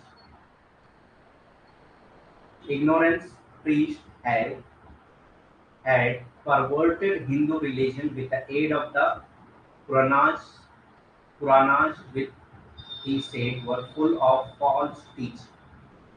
तो इनका मानना ये था कि जो सेल्फिश और इग्नोरेंट प्रीस्ट है, जो संत है, जो सेल्फिश है और इग्नोरेंट है, जाहिल है, ठीक, उन्होंने हिंदू रिलीजन को खराब कर दिया है और रॉन्ग टीचिंग यानी फॉल्स टीचिंग के जरिए लोगों को गुमराह कर रहे हैं, लोगों को भ्रमित कर रहे हैं। ठीक। स्वामी दयानंद सरस्वती का मानना था कि स्वार्थी और अज्ञानी पुजारियों ने पुराणों की सहायता से हिंदू धर्म को विकृत कर दिया है, मतलब हिंदू धर्म को बदनाम कर दिया है। ठीक, पुजारियों ने, जो ऐसे पुजारी जो स्वार्थी हैं और अज्ञानी हैं, जिनके पास कोई ज्ञान नहीं है। ठीक, अभी भी आप देखते होंगे बहुत सारे पुजारी ऐसे होते हैं, हर रिलीजन में होते हैं, कुछ अच्छे लोग होते हैं, कुछ खराब लोग होते हैं। तो जो पुजारी होते हैं, कुछ ऐसे पुजारी होते हैं कि पाखंडी होते हैं, जिनको कुछ पता नहीं होता है, लेकिन वो इधर उधर से करके झूठ सही करके आखिरकार वो अपने रिलीजन को ही बदनाम कर रहे होते हैं। विकृत कर दिया था, जो उन्होंने कहा झूठी शिक्षाओं से भरे हुए थे, जिनके अंदर झूठी शिक्षाएं थी, वो झूठी शिक्षा लोगों को देते थे, उनको खुद मालूम नहीं था सारी चीजें, वो जटिल थे। ये बिलीव था स्वामी विवेकानंद का, तो दयानंद सरस्वती का, स्वामी दयानंद सरस्वती का, विवेकानंद का नहीं। For his own inspiration, Swami Dayanand went to the Vedas, which he considered infallible, being the inspired word of God and as the fountain of all knowledge.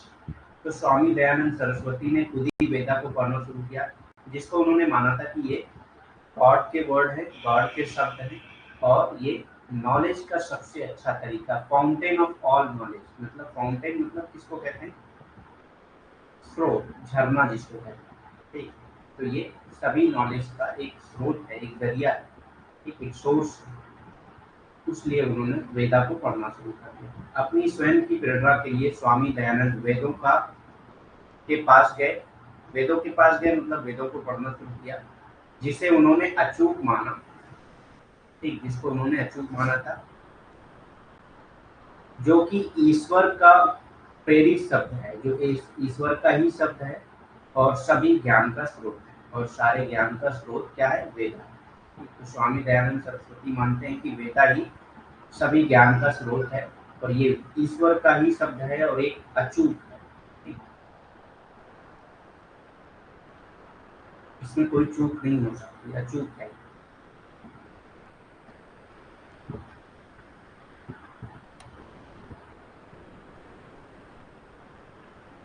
Some of Swami Dayanand followers later started a network of schools and colleges in the country to impart education on Western life. ठीक, तो इनके कुछ follower थे जिन्होंने schools और colleges खोलना शुरू किए, ठीक है, ताकि वेस्टर्न लाइन में एजुकेशन, वेस्टर्न लाइन के एजुकेशन को दिया जा सके। Lala Hansraj played a leading part in this effort. तो लाला हंसराज फॉलोअर थे दयानंद सरस्वती के। ठीक, तो इन्होंने भी स्कूल और कॉलेज शुरू किया। स्वामी दयानंद के कुछ अनुयायियों ने बाद में पश्चिमी तर्ज और शिक्षा पर, पश्चिमी तर्ज मतलब वेस्टर्न एजुकेशन के बेस पे, ठीक,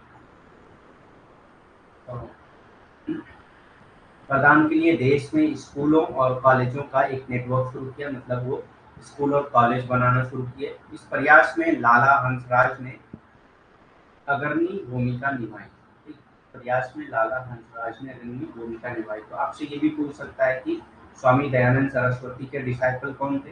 तो लाला हंसराज थे, जिन्होंने सबसे ज्यादा इम्पोर्टेंट रोल अदा किया था एजुकेशन में, ठीक, कॉलेज और स्कूल खोलने में।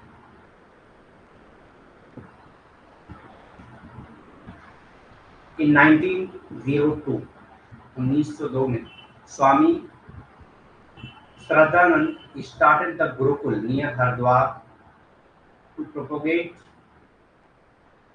more traditional ideas of education. तो स्वामी श्रद्धानंद ने गुरुकुल की शुरुआत की थी, कहाँ पे?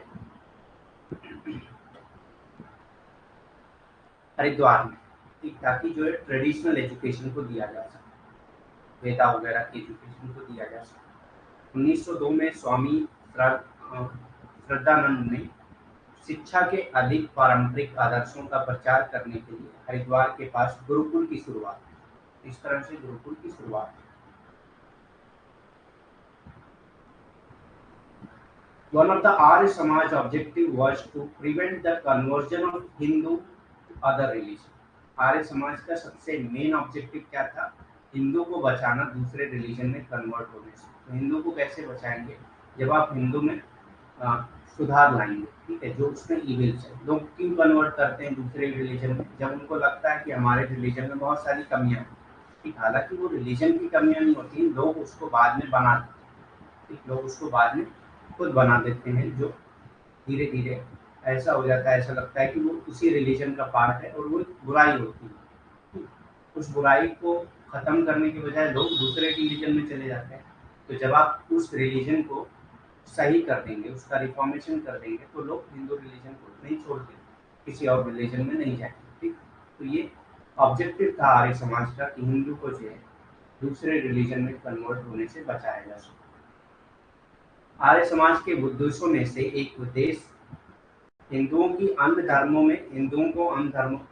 में परिवर्तन को रोकना, मतलब दूसरे धर्म में जाने से रोकना। तो ये आर्य समाज का ये एम था, उद्देश्य।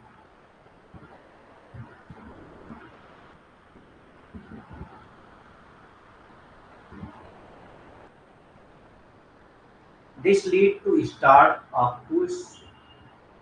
crusade against the religion. This crusade became an arbitrary factor in the growth of communalism in India in 20th century.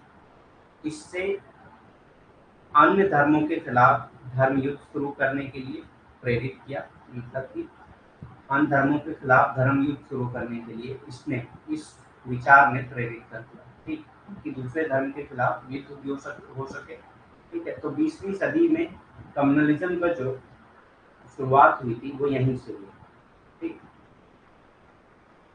ये धर्म युद्ध 20वीं शताब्दी में भारत में सांप्रदायिकता के विकास में एक सहायक कार्य बन गया।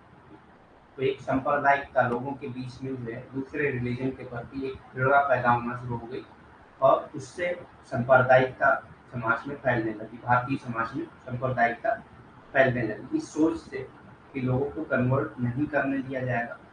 तो उस से उनके बीच में, उनके अंदर जब आप किसी तरह की घृणा भरेंगे तभी तो वो कन्वर्ट नहीं होंगे। इस तरह से एक सांप्रदायिकता शुरू हुई। 20वीं सदी में जो कम्युनलिज्म हुआ इंडिया में वो इसी वजह से हुआ।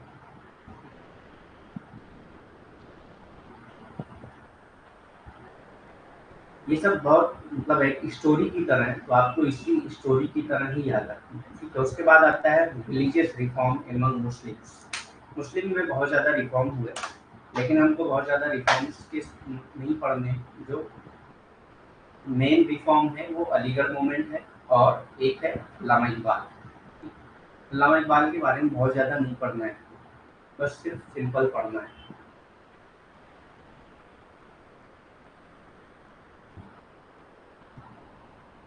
मेन अलीगढ़ मूवमेंट के बारे में पढ़ना है, क्योंकि मुस्लिम रिफॉर्म में सबसे ज़्यादा मेन रोल जो है वो अलीगढ़ मूवमेंट का है। क्योंकि एजुकेशन सेक्टर में, मुस्लिम एजुकेशन सेक्टर में सबसे ज़्यादा रोल जो है वो अलीगढ़ का है। ठीक, अभी भी अलीगढ़ मुस्लिम यूनिवर्सिटी स्टेब्लिश है, ठीक है, जिसमें जिसने मतलब मुस्लिमों के एजुकेशन में बहुत ही हेल्प की। मोहम्मद इकबाल 1876 में पैदा हुए थे और 1938 में इनकी डेथ हुई। Mohammad Iqbal was one of the greatest poet of modern India। ये मॉडर्न इंडिया के सबसे मतलब एक ग्रेटेस्ट पोएट्स में से एक थे, मतलब कवियों में से एक थे। मोहम्मद इकबाल आधुनिक भारत के महान कवियों में से एक थे, जिन्होंने सारे जहां से अच्छा लिखा था। सारे जहां से अच्छा हिंदुस्तान हमारा, ठीक है, इन्होंने ही लिखा था। He profoundly influenced the philosophical and religious outlook of the younger generation of Muslim and as well as Hindus। ठीक है, तो जो philosophical और religious outlook थे, उससे जो यंग जनरेशन थी उसको आगाह किया, उनको इन्फ्लुएंस किया उससे, चाहे वो मुस्लिम धर्म के थे या हिंदू धर्म के थे। उन्होंने मुसलमानों और साथ ही साथ हिंदुओं की के युवा पीढ़ी के दार्शनिक और धार्मिक दृष्टिकोण को गहराई से प्रभावित, उनके धार्मिक और अ, दार्शनिक दृष्टिकोण को बहुत ही गहराई से प्रभावित, बहुत ज्यादा इसमें नहीं। उसके बाद आता है अलीगढ़ मूवमेंट। अलीगढ़ मूवमेंट किसने शुरू किया था? सैयद अहमद खान ने शुरू किया था, जिनको आज सर सैयद अहमद खान के नाम से जाना जाता है। सर का खिताब उन्होंने उनको ब्रिटिश ने दिया, ठीक, सर का टाइटल जो है वो ब्रिटिश ने दिया था, जिनका सैयद अहमद नाम था। सिर्फ खान भी ब्रिटिश ने दिया था, खान भी ब्रिटिश ने ही दिया था, तो इनका सिंपल नाम था सैयद अहमद। सर का भी खिताब ब्रिटिश ने दिया था और खान भी दिया था, तो ऐसे इस सब मिला के इनका नाम हो गया था सर सैयद अहमद खान।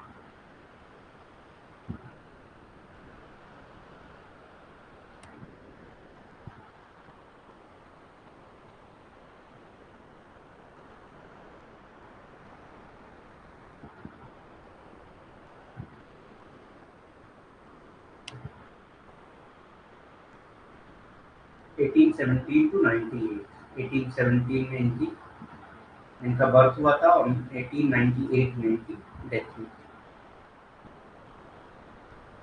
अलीगढ़ आंदोलन इन्होंने शुरू किया।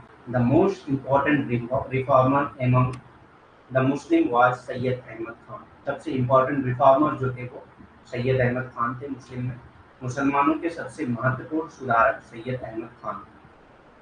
इन्हीं को गांधी ने भी एक टाइटल दिया था, महात्मा गांधी ने भी एक टाइटल दिया था। मतलब जनरली ये पूछता नहीं है, लेकिन आपको पता होना चाहिए अगर पूछ लेता है। टाइटल था, इसने दिया था एम के गांधी ने।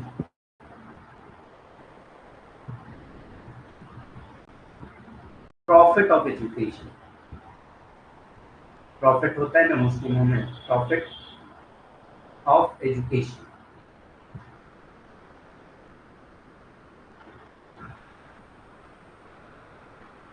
हिंदी में इसको कहते हैं ज्ञान का दूध।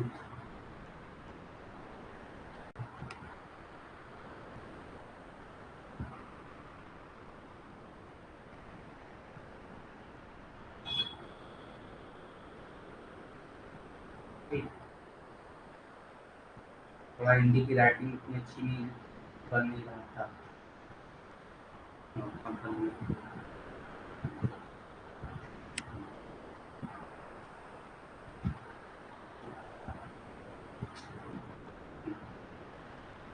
एक ज्ञान का दूध, तो ये एम के गांधी ने ये टाइटल दिया था Syed Ahmad.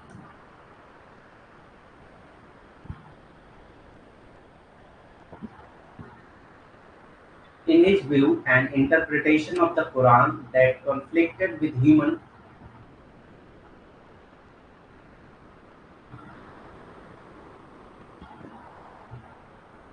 reason, science, or nature was in reality a miss interpretation. इनका कहना था कि कुरान का जो इंटरप्रिटेशन हुआ है, कुरान का जो ट्रांसलेशन हुआ है, जो साइंस के खिलाफ जा रहा है, रीजन के खिलाफ जा रहा है या नेचर के खिलाफ जा रहा है, वो एक्चुअली गलत ट्रांसलेशन हुआ है।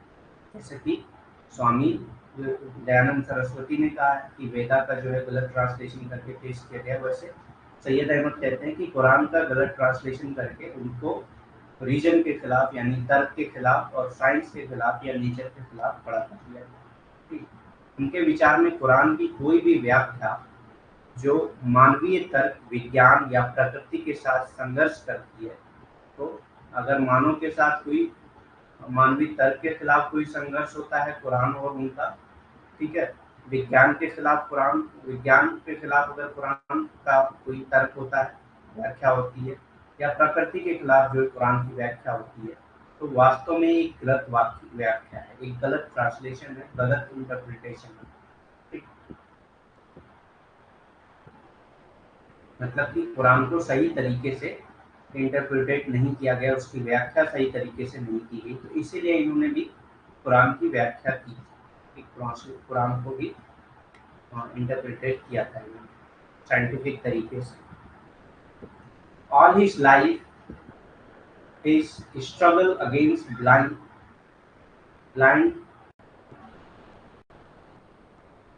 obedience to tradition, dependence on customs, ignorance and irrationality। तो इनका जो स्ट्रगल था वो किस पे था? और अंधविश्वास, अंधविश्वासी आज्ञाकारिता, ठीक है, अंधविश्वास होकर किसी की आज्ञा करना, ठीक, ट्रेडिशनल लेवल पे फॉलो करना, ट्रेडिशनल चीज़ों को फॉलो करना, और कस्टम पे डिपेंड होना, जाहिर होना, इग्नोरेंस होना मतलब अज्ञानी होना, और इरेशनल होना। इरेशनल मतलब अगर आप साइंस को नहीं मानते हैं तो इरेशनल है, आप तर्क को नहीं मानते हैं तो इरेशनल है। तो इनके खिलाफ इनका स्ट्रगल था। ठीक। वे जीवन भर परंपरा के प्रति अंध आज्ञाकारिता, रीति रिवाजों का निर्भरता, अज्ञानता और तर्कहीनता के खिलाफ संघर्ष करते थे। तो जो रीति रिवाज थे, आज्ञाकारिता, अंध आज्ञाकारिता मतलब अंधविश्वासी, अज्ञानता और तर्कहीनता के खिलाफ इनका संघर्ष था। ठीक है, ये भी मॉडर्न एजुकेशन के ही प्रोडक्ट है, मॉडर्न एजुकेशन ही इन्होंने हासिल किया था, और ये उस वक्त ब्रिटिश सरकार में जज थे। ठीक है, मतलब अच्छी दोस्ती इनकी ब्रिटिश सरकार में।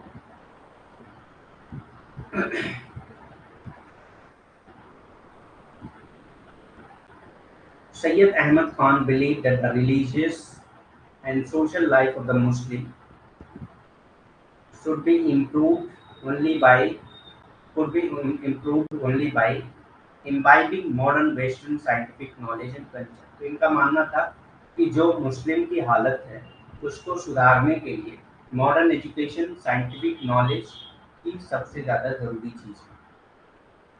सैयद अहमद खान का मानना था आधुनिक पश्चिमी वैज्ञानिक ज्ञान और संस्कृति को आत्मसात करके ही मुसलमानों के धार्मिक और सामाजिक जीवन में सुधार किया जा सकता है। तो मुसलमानों के सामाजिक और धार्मिक सुधार के लिए आधुनिक ज्ञान हासिल करना और आधुनिक जो संस्कृतियां हैं उनको हासिल करना ही मुसलमानों के लिए फ़ायदा है, और उसी से वो अपने सामाजिक और धार्मिक सुधार कर सकते हैं। मॉडर्न एजुकेशन पे ज़्यादातर इन्होंने फोकस किया था।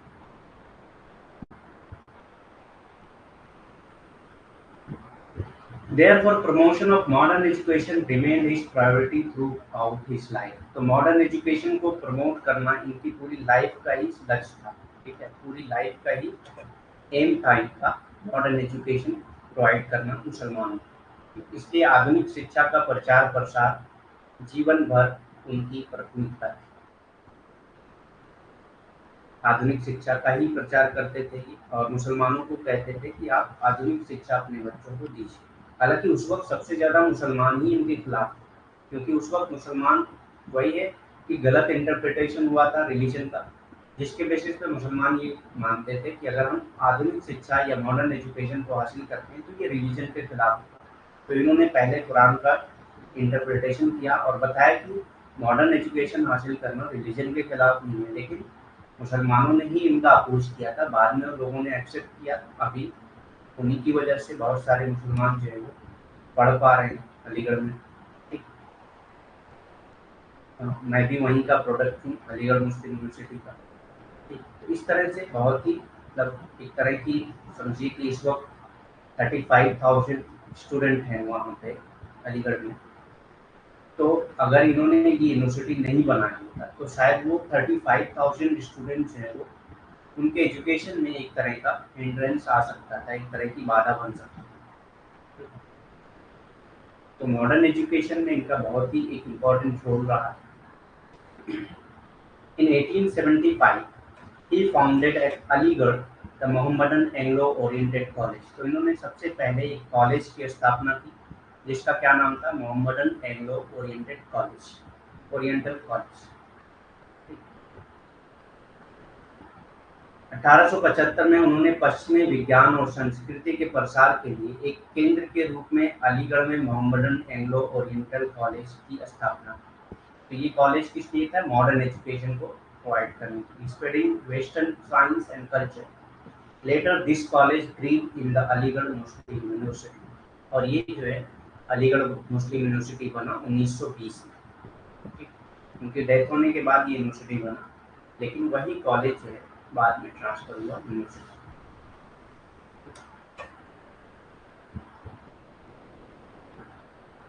भी तो 1.5 घंटे भी नहीं हुए अब तक है, 2 घंटे तो क्लास होगी, क्योंकि सिलेबस कंप्लीट नहीं हो पाएगा। देखिए फॉर्म भी आ गया है, नेट का फॉर्म भी आ गया है, 31 मई तक लास्ट डेट है और 13 जून से ही पेपर होने हैं। तो अब थोड़ा सा थकना भी पड़ेगा।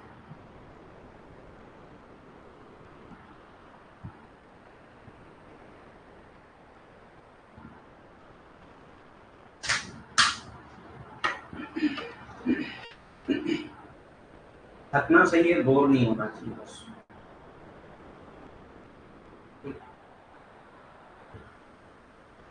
बाद में ये कॉलेज अलीगढ़ मुस्लिम विश्वविद्यालय में विकसित हुआ। तो 1920 में ये अलीगढ़ मुस्लिम विश्वविद्यालय बन गए, जो अभी भी वही है।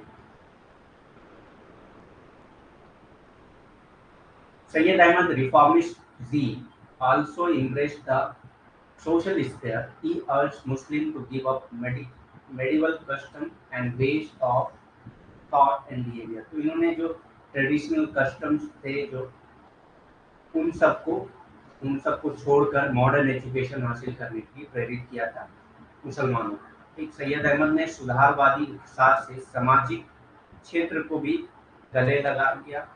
उन्होंने मुसलमानों से मध्ययुगीन रीति रिवाजों और विचार और व्यवहार के तरीकों को छोड़ने का आग्रह किया। मतलब जो पुरानी सोच के लोग हैं उनको पुरानी सोच को छोड़ने के लिए, और जो ट्रेडिशनल चीज़ें थी, जो रीति रिवाज थे, उन सबको छोड़ने के लिए उनसे कहा। और ये यूनिटी पे बहुत ज़्यादा बिलीव करते थे, हिंदू मुस्लिम यूनिटी पे बहुत ज़्यादा बिलीव करते थे।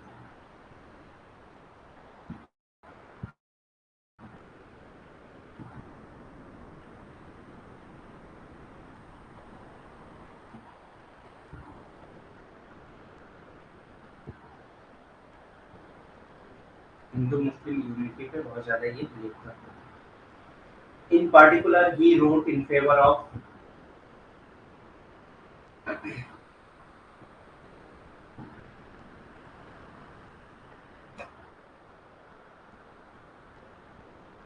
कौन सा पीछे का line,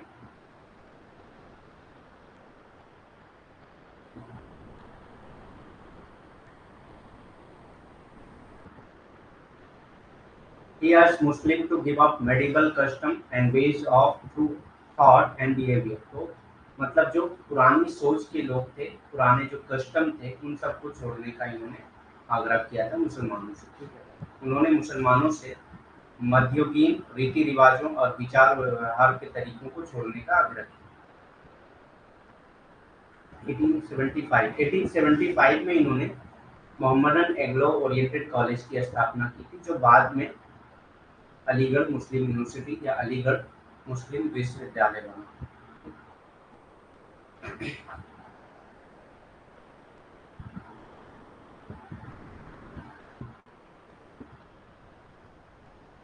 in particular he wrote in favour of raising women status in society. तो विमेन के स्टेटस को बढ़ाने के लिए भी इन्होंने कई सारी राइटिंग लिखी है। विशेष रूप से उन्होंने समाज में महिलाओं की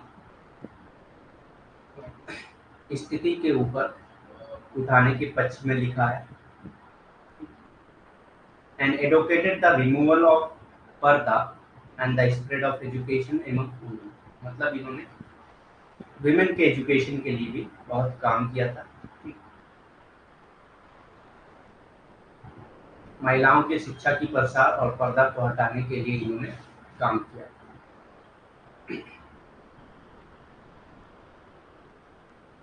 He also condemned the custom of polygamy and easy divorce। इन्होंने भी पॉलीगैमी और आसानी से डिवोर्स तलाक के खिलाफ भी आवाज उठाई थी। उन्होंने बहुविवाह और आसान तलाक के रीति रिवाजों की भी निंदा की। Oppose communal friction. Communal friction यानी कि कम्युनल वायलेंस का इन्होंने अपोज किया। मैंने पहले ही बताया कि ये यूनिटी पे बिलीव करते थे, हिंदू मुस्लिम यूनिटी पे बिलीव करते थे, तो इसीलिए इन्होंने अपोज किया कम्युनल फ्रिक्शन का, कम्युनल वायलेंस का भी इन्होंने अपोज किया।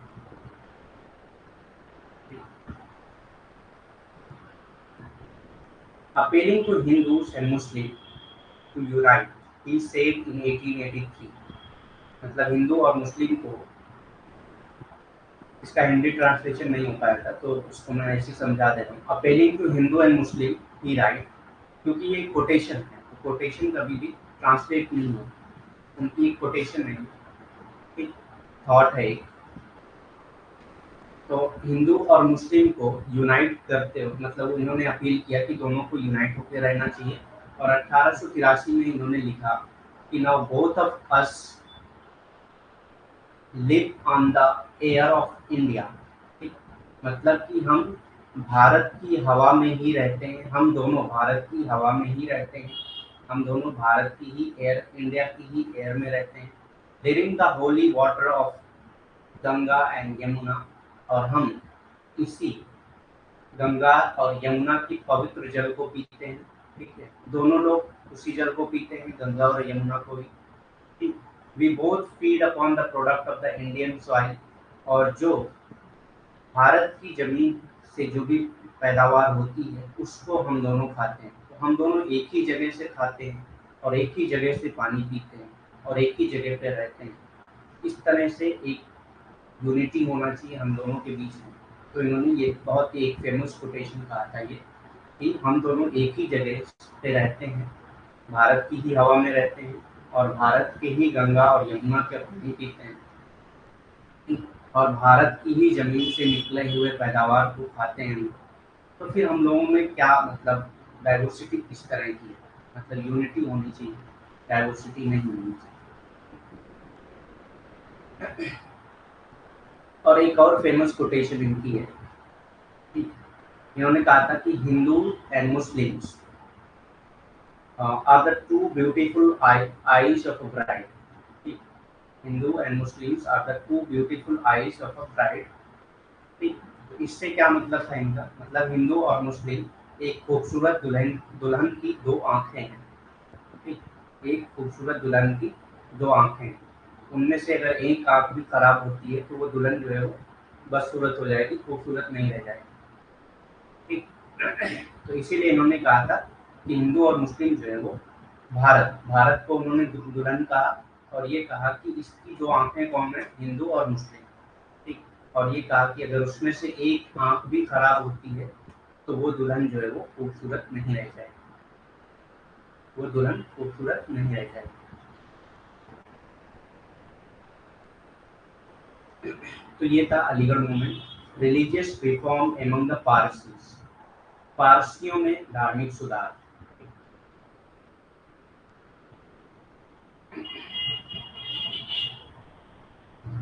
The prominent figure among Parsis include Naroji, Pardonji, Dadabhai Naroji, and S.S. Bengalee etcetera. ये सब जो है पारसी थे, जो प्रोमिनेंट फिगर थे पारसी के। उन्होंने कुछ रिफॉर्म मूवमेंट पे काम किया था, पारसी के सुधार थे। पारसियों की प्रमुख शासक शख्सियतों में नारोजी, परदोनजी, दादा भाई नौरोजी, एस बंगाली आदि शामिल। तो इनका कुछ बहुत खास मोमेंट नहीं था, ठीक है। और एक मोमेंट है रहनुमाई मजद्यासन सभा, रहनुमाई मजद्यासन सभा और रिलीजियस रिफॉर्म एसोसिएशन। रहनुमाई मजद्यासन सभा या रिलीजियस रिफॉर्म एसोसिएशन जो 1851 में शुरू हुआ। रहनुमाई मजद्यासन सभा और religious reform association was started by Naoroji Furdonji. Naoroji Furdonji ने इसको शुरू किया था। Dada Bhai Naoroji, S Bengali and others, तो इन लोगों ने ये रिफॉर्म मूवमेंट शुरू किया था। तो आपको बस ये याद रखना कि ईयर क्या था, रहनुमाई मजदूर सभा था, और उसके लीडर्स कौन से थे। तो लीडर थे नारोजी परडोनजी, दादा भाई नारोजी और एस बंगाली। इसमें और कुछ नहीं, पारसी में बस इतना ही। Religious reform among Sikh, religious reform among Sikhs, ठीक। तो सिखों में जो धार्मिक सुधार हुए थे वो कौन कौन से थे? Religious reform among the Sikhs started at the end of the 19th century. 19th century के आखिर में सिख में रिफॉर्म मूवमेंट की शुरुआत हुई। When the Khalsa college was started at Amritsar, जब खालसा कॉलेज बनाया गया था अमृतसर से। इनका जो रिफॉर्म मूवमेंट शुरू हुआ वो कहाँ से शुरू हुआ? खालसा कॉलेज से। But the effort gained momentum after 1920 when the Akali movement arose in Punjab. लेकिन इनका जो इफर्ट मेन जो मोटिव था वो कब आगे बढ़ा? जब 1920 में अकाली मूवमेंट आया पंजाब में। तो अकाली मूवमेंट भी एक तरह से क्या था? रिलीजियस रिफॉर्म मूवमेंट था सिख के लिए। तो आपको दो मूवमेंट का याद रखना है इसमें, एक अकाली मूवमेंट जो 1920 में हुआ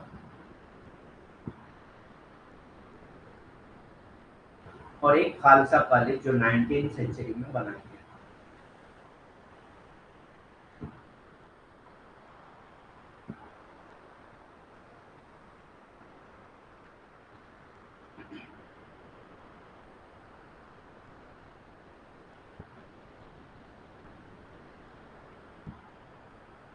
उसके बाद आता है अकाली मूवमेंट। अकाली मूवमेंट क्या था? The main of the Akali movement was to, Akali movement का मेन एम क्या था? अकाली मूवमेंट पंजाब में हुआ था, 1920 में हुआ था, ये आप लोग को पता है। बस एम क्या था? उसको प्यूरिफाई करना, purify the management of gurdwara और सिख श्राइन्स।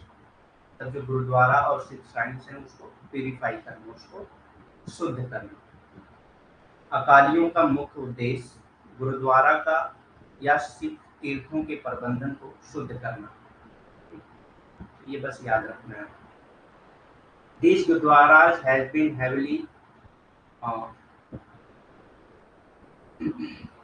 तो ये गुरुद्वारा जो है, these gurdwaras have been heavily endowed with land and money by devout Sikhs.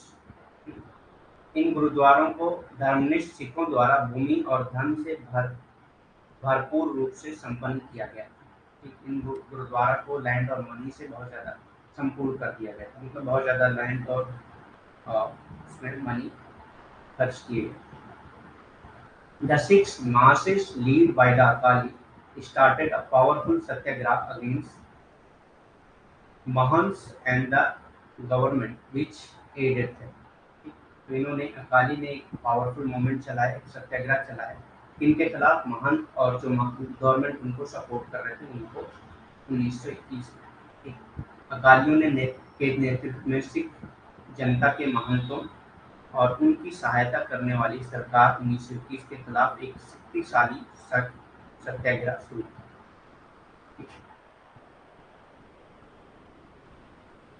Civil society, तो यहाँ तक मूवमेंट कंप्लीट हो जाता है।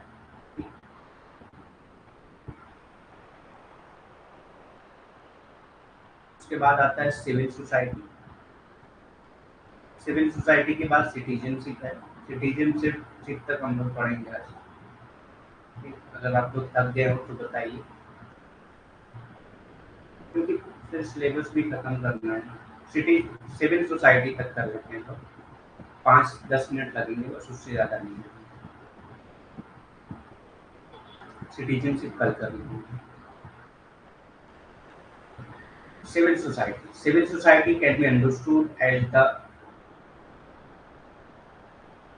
third sector of society, distinct from government and business, and including the family and the private sphere. जो government से related ना हो, थर्ड सेक्टर ऑफ सोसाइटी कहा जाता है civil society.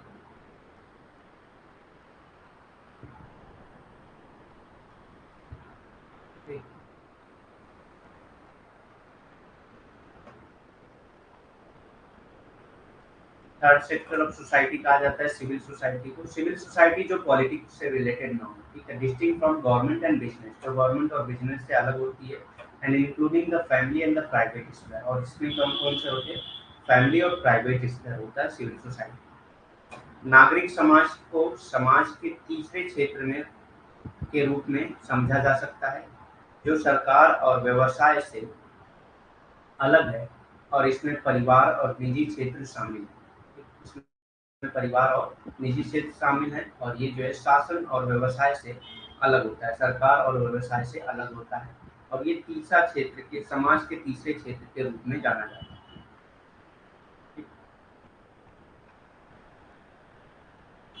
Example of civil society, NGO, ठीक है, सी CSOs include non-government organizations, ठीक, तो जो NGOs होते हैं वो सिविल सोसाइटी के पार्ट्स होते हैं। प्रोफेशनल एसोसिएशंस होते हैं वो सिविल सोसाइटी के पार्ट्स होते हैं। फाउंडेशंस, इंडिपेंडेंट रिसर्च इंस्टीट्यूशंस, जो रिसर्च इंस्टीट्यूशन होते हैं इंडिपेंडेंट होते हैं, गवर्नमेंट के नहीं होते हैं, ठीक है। फाउंडेशंस अलग अलग होते हैं जो वेलफेयर के लिए बनाए जाते हैं। Community based organisation, community based organisation जो होते हैं, जो अलग अलग कम्युनिटी के ऑर्गेनाइजेशन होते हैं वो। Faith based organisation, faith based मतलब किसी बिलीफ के बेस पे, जैसे रिलीजियस ऑर्गेनाइजेशन होते हैं। People's organisation, social movement and labour unions, ये सब जो है आ जाते हैं आपके सिविल सोसाइटी के पास, ठीक। तो ये सब सिविल सोसाइटी के एग्जाम्पल। सीएसओ में गैर सरकारी संगठन, एनजीओ, पेशेवर संघ, फाउंडेशन, स्वतंत्र अनुसंधान, ठीक, जो फाउंडेशन होते हैं, पेशेवर संघ होते हैं, ठीक, अनुसंधान संस्थान, समुदाय आधारित संगठन, ठीक, विश्वास आधारित संगठन, लोगों के संगठन, सामाजिक आंदोलन और श्रमिक संघ शामिल हैं। इनमें ये सब चीजें शामिल हो जाती है सिविल सोसाइटी में। The term civil society can be traced back to the work of classical Greek, Roman philosophers like Aristotle and Cicero. Aristotle और सिस्रो नागरिक समाज शब्द को अरस्तु और सिस्रो जैसे शास्त्रीय यूनानी और रोमन दार्शनिकों के कार्यों में खोजा जा सकता है। तो इन्होंने सिविल सोसाइटी के बारे में बात किया है, अरिस्टोटल और सिस्रो। तो आपसे अगर पूछता है कि सिविल सोसाइटी के बारे में पहले किसने बात किया था, तो अरिस्टोटल और सिस्रो ने। Characteristics of civil society, civil society की कैरेक्टरिस्टिक्स क्या होती है? एक नागरिक समाज के लक्षण, सिविल सोसाइटी को हिंदी में नागरिक समाज कहा जाता है, तो इसके लक्षण या कैरेक्टरिस्टिक्स क्या होते हैं? It consist of non state institution, मतलब इसमें नॉन गवर्नमेंट इंस्टीट्यूशन होते हैं जैसे कि एनजीओ वगैरह, मतलब स्टेट्स के इंस्टीट्यूशन इसमें नहीं होते, इसमें गैर राज्य संस्थान शामिल है। It consist of a plethora of organisation and institution outside family, state and market. इनमें परिवार, राज्य और बाजार के बाहर बहुत सारे संगठन और संस्थान शामिल हैं। परिवार या मतलब स्टेट से बाहर बहुत सारे संस्थान शामिल हैं, जैसे लेबर यूनियन हो गया, एक फाउंडेशन हो गया, एनजीओ हो गया, ये सब इसमें शामिल होते हैं। It is an organised society, ये एक ऑर्गेनाइज्ड सोसाइटी होता है, ये एक संगठित समाज होता है, संगठित होता है। बस 5 मिनट और उसके बाद गुड नाइट बोलिएगा आपको। इट इज़ वॉलेंट्री, ये वॉलेंट्री होता है। एनजीओ वगैरह क्या होते हैं? वॉलेंट्री होते हैं, कोई करना चाहे तो करे, नहीं करना चाहे नहीं करना चाहे। किसी एसोसिएशन के पार्ट आप होते हैं वॉलंटरी होता है। लेबर यूनियन का पार्ट बनना है आपको तो वॉलंटरी होता है, आप बनना चाहें तो बने, नहीं बनना चाहें नहीं बने, ठीक है। तो ये वॉलंटरी होता है। इट इज ऑटोनोमस बॉडी, और ये ऑटोनोमस बॉडी होता है। जो एनजीओ होता है वो अपने हिसाब से काम करता है, गवर्नमेंट के उस पर काम नहीं करता है। लेबर यूनियन जो होता है वो अपने हिसाब से काम करता है, ऑटोनोमस बॉडी होता है, ठीक। ये स्वैच्छिक है, अपनी इच्छा से ही इसमें आदमी जुड़ता है। ये स्वयं निकाय है, ठीक। स्वयं निकाय मतलब ऑटोनोमस बॉडी है जो खुद अपने आप में ही अपने ही रूल और रेगुलेशन से काम करता है, किसी के रूल और रेगुलेशन से ये नहीं चलता। Civil society is a vast and diverse group. तो सिविल सोसाइटी एक वास्ट एंड डाइवर्स ग्रुप है।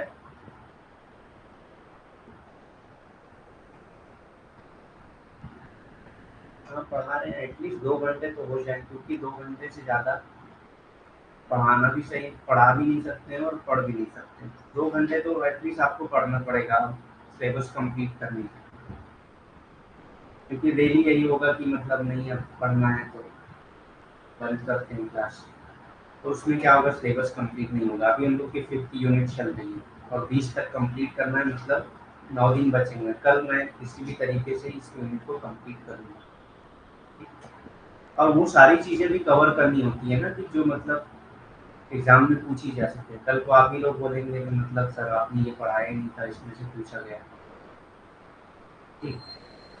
एटलीस्ट जो मुझको मेरे हिसाब से जितने सिलेबस कवर हो सकते हैं उतना मुझको करने दीजिए। उसके लिए आपको आपको कोऑपरेट करना पड़ेगा, टाइम देना पड़ेगा उसको, ठीक।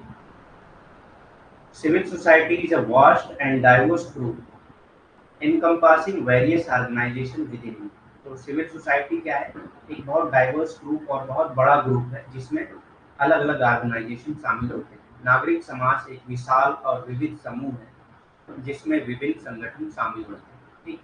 It plays significant role in, क्या है, it plays significant role in representing the interests of depressed and oppressed class। तो ये जो है डिप्रेस और ऑपरेस क्लास के जो इंटरेस्ट होते हैं उनको रिप्रेजेंट करता है। जैसे कि लेबर यूनियन क्या करता है, जो डिप्रेस क्लास होते हैं उन्हीं की मदद करता है। एनजीओ किसकी मदद करता है, जो डिप्रेस होते हैं या ऑपरेस क्लासेस होते हैं उन्हीं की मदद करता है। तो ये ग्रामीण और पीड़ित वर्गों में हितों का प्रतिनिधित्व करता है। मोबिलाइजेशन ऑफ रिसोर्सेज, रिसोर्सेज को मोबिलाइज करना मतलब रिसोर्सेज को जुटाना और डिप्रेस और ऑपरेस क्लास को देना। पॉलिसी एडवोकेसी, नीति समर्थन, जो पॉलिसी बनाती है गवर्नमेंट उसका सपोर्ट करना है या उसका समर्थन करना है, या उस पॉलिसी के अकॉर्डिंग जो एनजीओ होते हैं वो पॉलिसी से रिलेटेड काम करते हैं, ठीक।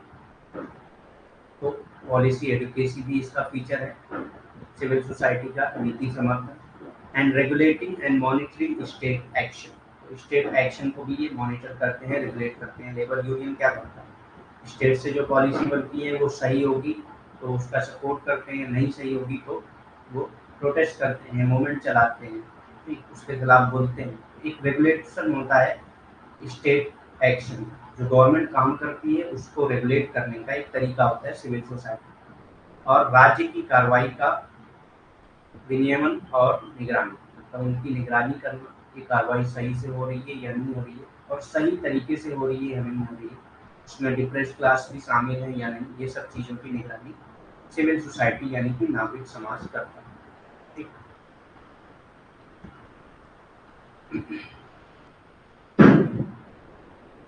ठीक है, सिटीजनशिप हम लोग कल करते हैं, और किसी को कोई क्वेश्चन पूछना है तो पूछ सकता है। फॉर्म आ गए हैं, आप लोग भर लीजिए फॉर्म।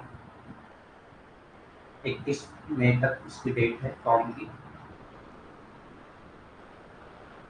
और किसी को फॉर्म में कोई दिक्कत होती है फॉर्म भरने में तो पूछ सकता है मुझसे, ठीक। आप लोग टेलीग्राम चैनल जो है वो टेलीग्राम की जो आईडी है तो मैं बता दे रहा हूँ, सोशल फिजिक्स करके, उसको तो मैं सब्सक्राइब कर भी लिया है। क्योंकि वहाँ पे पता है आपका जो कोर्स, मैं जिस कोर्स में हूँ उनके जो मैसेज आते हैं ऐप पे, वो तो मैं देख लेता हूँ, उसके जवाब भी दे देता हूँ। लेकिन जो कोर्स में ऐड नहीं, जिस कोर्स में मैं नहीं हूँ ऐड, उनके मैसेजेस मुझको नहीं दिखते। तो आप यहाँ पे आप पूछ सकते हैं, कोई भी दिक्कत आपको होती है। सोशल फिजिक्स डॉट करके चैनल है, उसको आप सब्सक्राइब कर लीजिए। अगर नहीं समझ में आता तो बताइए। ये यूनिट 5 में आप जब यूनिट 5 देखेंगे ना, तो उसमें सारी चीज़ें, सिविल सोसाइटी का भी एक यूनिट 5 में एक सब यूनिट दिया हुआ है सिविल सोसाइटी के नाम से, सिविल सोसाइटी एंड सिटीजनशिप।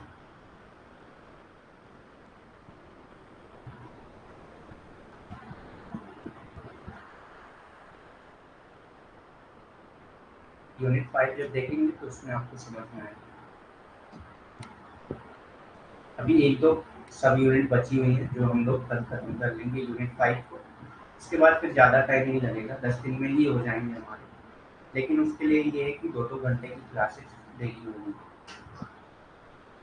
तो ये सोशल फिजिक्स करके चैनल है टेलीग्राम पे, आप इसको सर्च करके इसको ऐड कर लीजिए। अगर आपको फॉर्म भरने में, कोर्स में या पढ़ाई करने में कोई भी दिक्कत होती है तो आप वहाँ पे पूछ सकते हैं। इवन फर्स्ट पेपर से रिलेटेड भी अगर आप पूछना चाहें तो पूछ सकते हैं।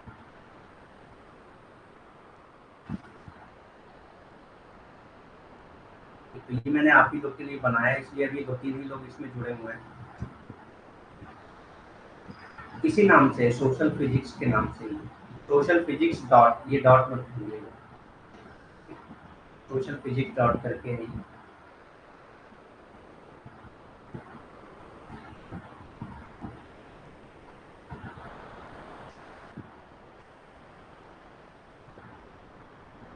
अगर नहीं होता है, मतलब अगर कोई दिक्कत होती है इससे भी जोड़ने में, तो आप कल पूछ लीजिए इसको। वैसे कोशिश करिएगा कि आप भी मतलब सर्च करके देख लीजिएगा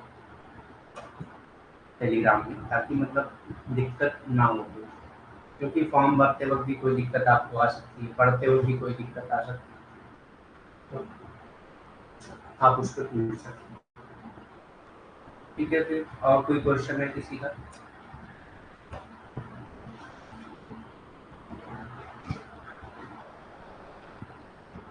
और किसी का कोई क्वेश्चन?